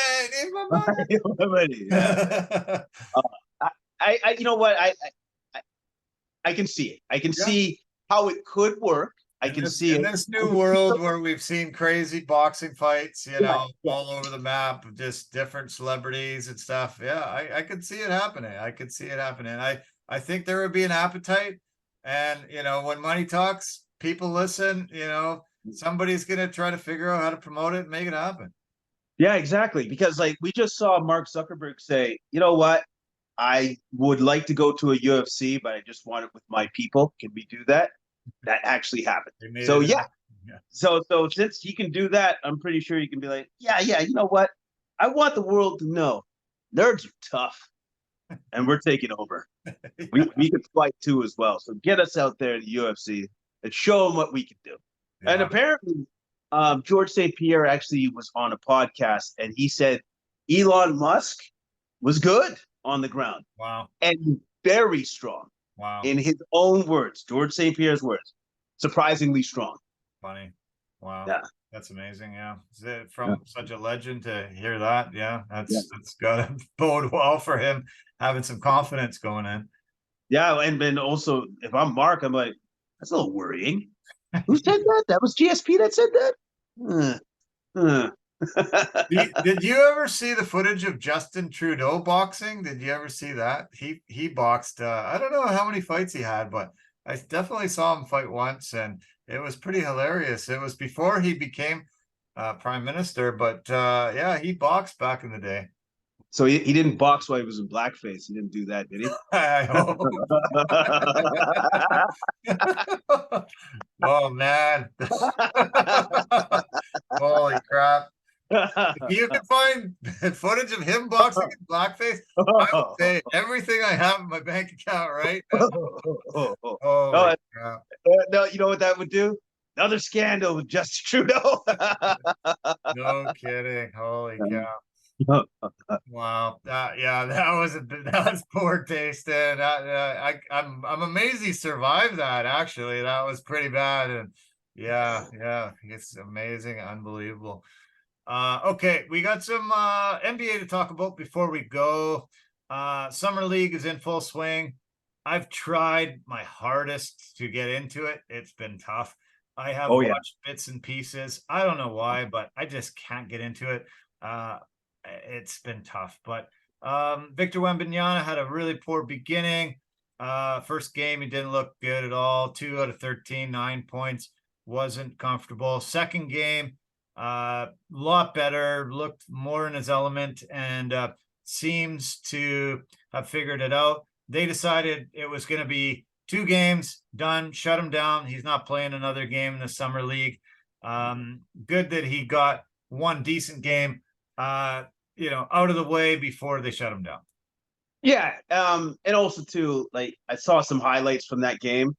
So that first game, they just tried to see what, like, let him go 1-on-1, and for me watching the game, I'm like, it seems like a damn pickup game. Like this is not cool. And that's why some of these games were super hard to watch, Very hard. because it's just like, you guys running any offense, or you just kind of going, I take a shot, then you take a shot, now I'll take another shot, maybe I'll take another 3 shots. Like it's frustrating. It's frustrating, and I get it. A lot of these guys are fighting for their NBA careers. I get it, right? But at least in the second game with Wembanyama, where they actually ran their offense and stuff, then you can see what the guy could do. Because wait, that's actually how it would be in the NBA. That's exactly what they're going to do. I think he had 27 points and 12 rebounds. Yeah, he was awesome. Yeah, I thought he looked great. You're right, 27 and 12, and they lost 85-80 to the Blazers, but it looked a little bit more like a proper game. I've been very frustrated. Like some of the scores have been like 75-70, and like college. College games, and it's just you're seeing guys just jacking up shots from everywhere. They're not like you say, they're not playing proper ball. I don't know. I don't know how much they've been able to assemble, practice, try to run proper offensive defenses. It just doesn't seem like much at all. The other guy that I've been trying to watch a little bit was Brandon Miller. Not bad performance yesterday, 16 points, 11 rebounds, only 5 for 15 from the floor, but decent amount. I was pretty impressed with him, his court presence. Watched the Raptors a bit yesterday. They lost 99-76 to the Cavs. Grady Dick has had a couple games now. Yesterday he had 11 points, 8 rebounds, 4 assists. His first game they lost to Chicago. It was a really low scoring game. He got 10 points, 4 rebounds, 2 assists. He's been serviceable, not too terrible, not too great, just okay. Yeah, exactly. And it's kind of, unless they really pop off the page, it's kind of hard to really get a grasp of where these guys are at. Yeah. Because just because of the nature of the summer league and all that other stuff, like I think you get a better grasp once they're in the league, and then you see them like on the NBA court. You know what I mean? Like this stuff, you get a feel for what kind of player they're going to be, but you don't really know. You don't really. Yeah, that's very true for sure. I was watching the Warriors.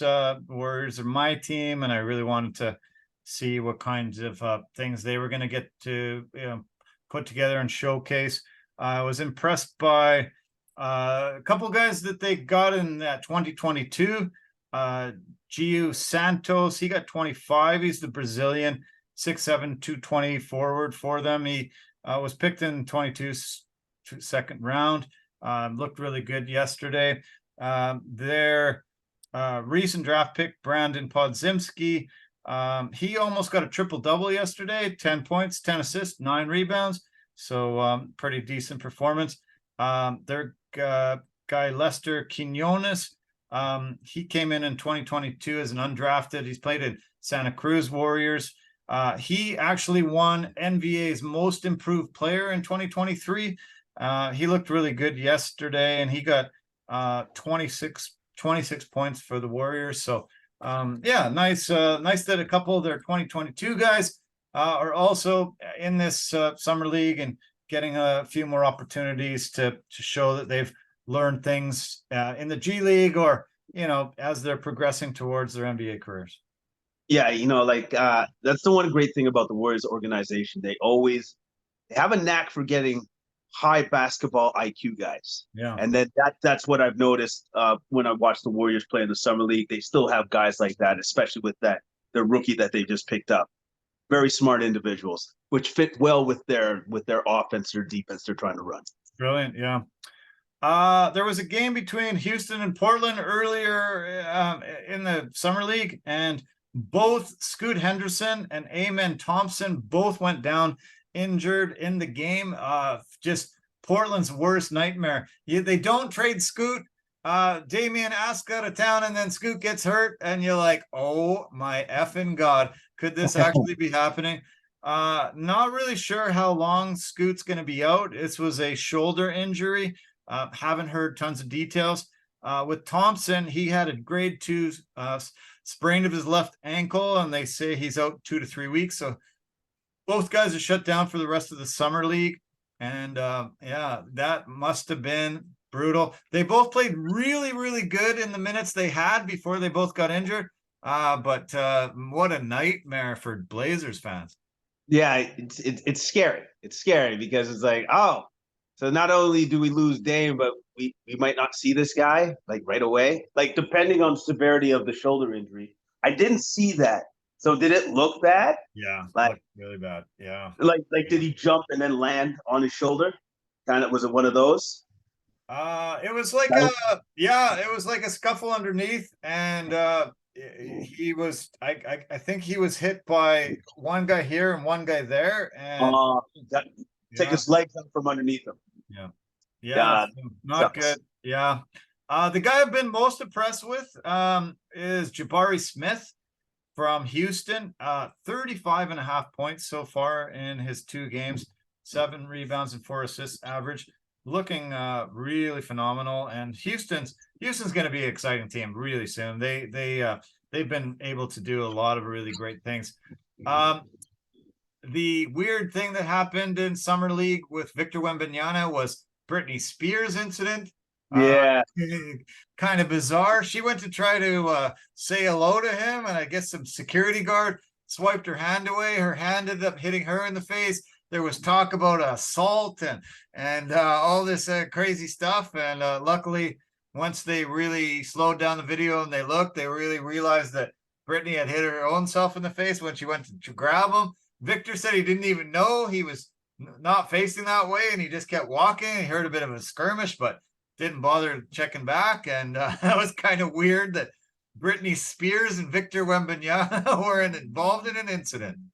Yeah, it was super weird. Like I remember when I first saw read the news that happened. I'm like, what? Like, what, was she checking out basketball? Is Britney Spears checking out summer league basketball? It didn't seem like something that she would be into. You know what I mean? So I was just like, okay, this is just a weird one. And a part of my brain actually went there and said, does she just want to drum up like some sort of material so that it's like, hey, I'm still around, I'm Britney Spears and stuff like that. No news is good news, or any bad news is news. Like that's what it kind of came across to me at first. And then when I saw it on Instagram, like the whole incident, he didn't even know she was there. Like I don't think that guy knows where a lot of people, little short people are. Yeah. He's looking over top of you, man. He never even bothered to look behind him. No. And you know what that means? Miss Spears, that's where you're at. Where the rookie, this super rookie is just like, yeah, you're like last decade's news. Nobody. Don't have any time for you. Sorry, girl. No time for you. No time. No time. Yeah. That was crazy. Yeah, super weird to hear about it, but yeah, it was pretty non-incident as far as I'm concerned. Did you see this new Vegas dome when they actually projected a basketball on it and how it looks? Did you see how how amazing it looks? Like it's a $2.3 billion dome that they've had, and they projected basketball. It looks like this massive basketball right in the middle of Vegas. Yeah, I know. It looks surreal because it looks real. Like again, that's why I love Instagram. So you see this guy driving through the stadium, he goes, I don't know what I'm looking at. I think that's what he's saying.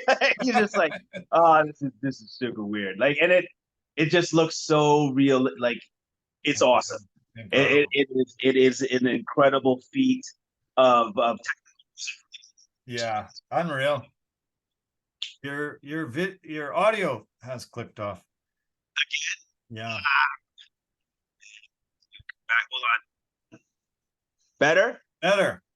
Nice. There you go. All right, good stuff. Okay.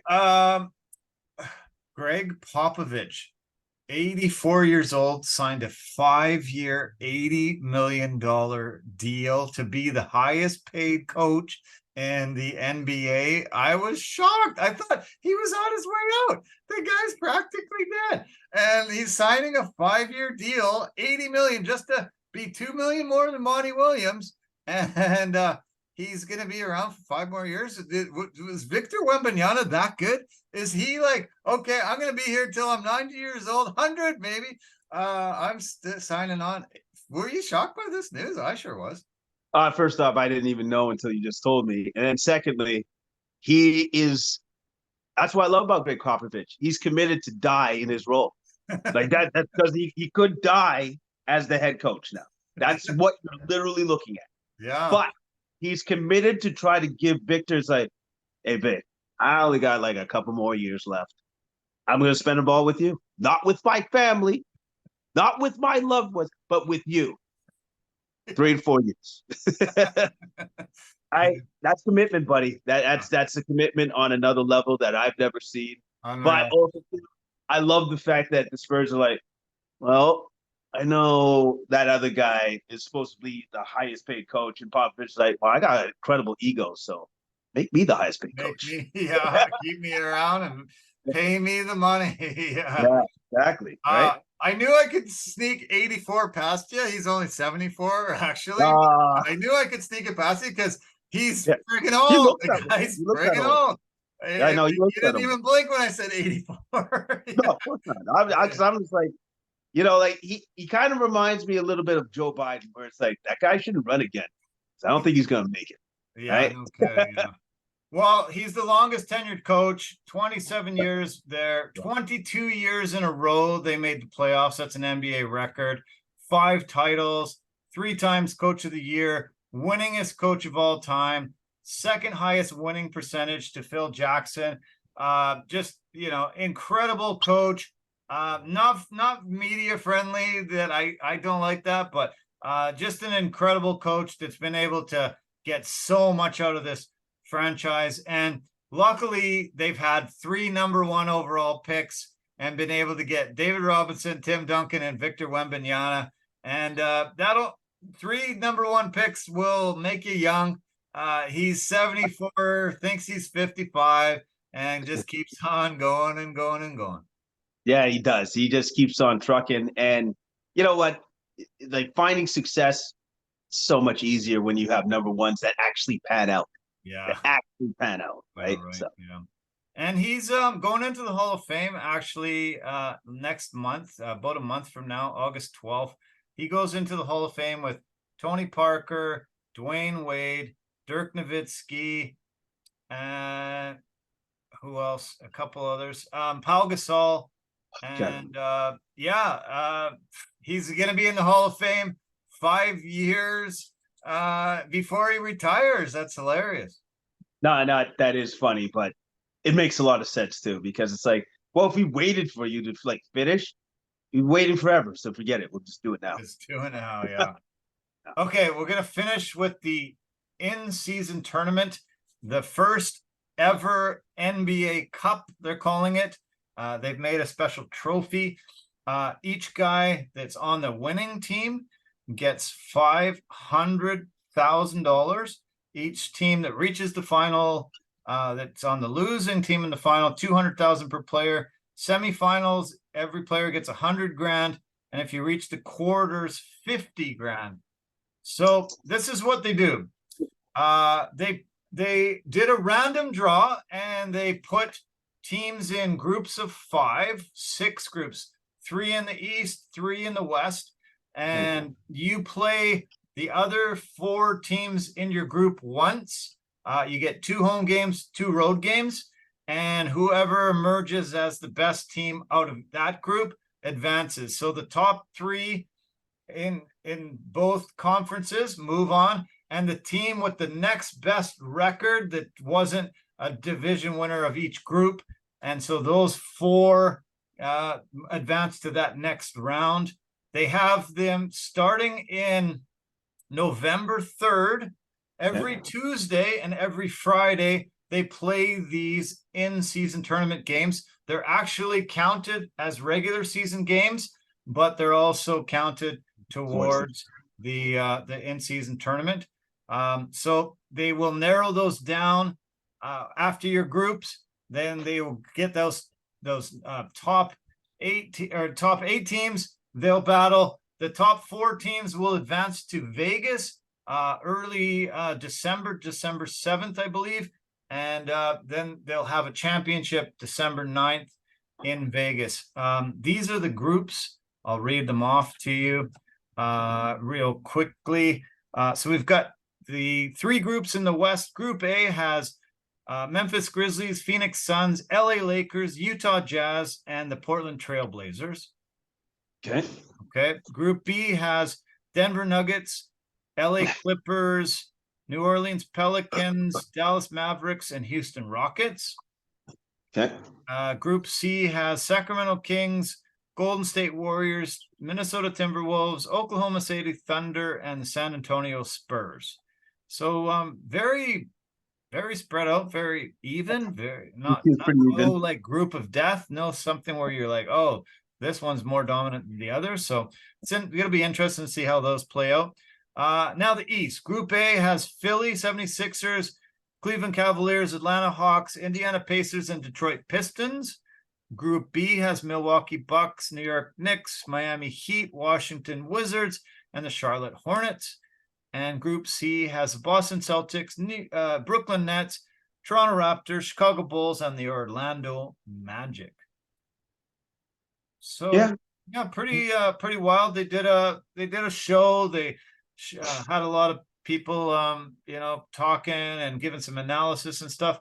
I like that it's got regular season tied to it, but I think for teams that probably aren't going to be near the play-in, this is their NBA championship. This is a way to make some extra money, get some bragging rights, be able to catch a team. Maybe there's some injuries in the middle. Maybe a team's sort of going through the dog days of winter. They're not really, doing that great. They can, pull themselves up and win an in-season tournament. It might be, something that spurs a lot. I think that play-in tournament that they have now in the NBA was one of the most brilliant moves a league has ever done. And I think this will end up years from now, we'll say, wow, this was a really smart move. Yeah, I think I see that it can be a smart move just as long as the players buy in. Yeah. Number one. Sure. And number two, maybe this is a way to lessen that load management stuff where it's like now these games actually matter. So hopefully the stars actually play in these games now. Right. Yeah. Yeah. I think through November, they were always probably having a lot of problems with load management, with, getting the full complement of minutes for guys. And, if these do mean something and the guys want, have the buy-in, then it'll just probably spark extra interest from the fans as well as the players and the teams. Yeah. That's what I'm hoping for too, because we'd like to see the stars play just, more. Yeah. Just play. Totally. Yeah. I think I only think it's going to be a positive. And it's a regular season game, so it's not just a middle of the season tournament where you guys are going to be worried about getting injured and not being able to play that second half and causing difficulties. These are regular season games, and then those teams that go to Vegas, they'll have a little bit of a break. I guess it's probably about a week in the early part of December. Everybody will be happy to be able to fly off to Cancun if you're not in the tournament, and the guys that do get a bit of bragging rights and win some extra money. Yeah, exactly. So it's good that there's a little bit, they're incentivized, they want to play, and then get those bragging rights, get paid a little bit more and stuff like that. So I'm curious to see how it all shakes out, and hopefully it's here to stay though. Like I'd like to see this here to stay, which will encourage the stars to just play more. Yeah, totally. Okay, man. Well, that was a fun podcast. Great to talk about one of the greatest UFC cards ever in the history of the sport. 30 years in, and yeah, this one's right near the top. I would say it's got to be top 5 for sure, and you know what, maybe if not the best ever. It was spectacular. We've got a little bit of a lesser card coming up, but 291 around the corner, less than a month away. And man, I was glad you had some friends over and were able to watch that. That was you know, a great way to spend a Saturday night and be very entertained. No, it was a fantastic night. It was great to have the boys over, and great night of fights. Can't wait to see it again. Not this weekend, probably the weekend after. Yeah, exactly. Okay, man. Well, great to talk to you. Yeah, keep in touch. Let's get together soon. Love to see you and hang out. And yeah, we'll chat very soon, I'm sure. Enjoy enjoy the home run derby tonight. Try to tape it at least. Check out some of it. It's gonna be fun. Yeah, I'll probably check out the highlights, but yes, I'll be cheering for Vladimir Guerrero. Nice. I'll be cheering for him very hard because it would be great if he won. Okay. All right, man. You take it easy. Okay, thanks, Jason. Cheers. Bye for now.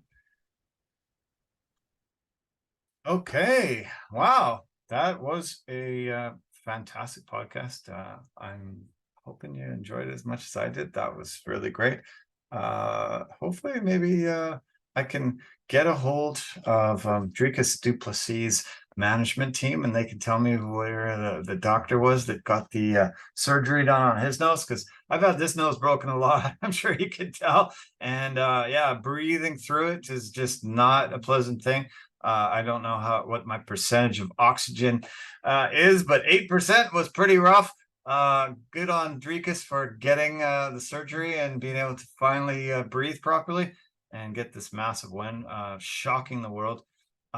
Man, if you don't watch the UFC, please do so. Give yourself an advantage in life. It is an amazing sport. I was texting and talking to friends that night, and man, we just the guys that love it just know why we love it when we have amazing events like this. Every weekend there's something great, but this one was just off the charts and incredible. And really looking forward to the All-Star game from Seattle. I'm really happy that it's here in the Pacific Northwest, and I hope people snap up those really inexpensive tickets and go. Bring your friends, bring your family, enjoy it, and yeah, have a great week ahead. Lots going on. Thanks so much for all the support on the YouTube as well as Instagram and everything. Loving you guys. Thanks so much. It's just growing leaps and bounds every week. So take care of yourself. We will talk soon. Love you. Bye for now.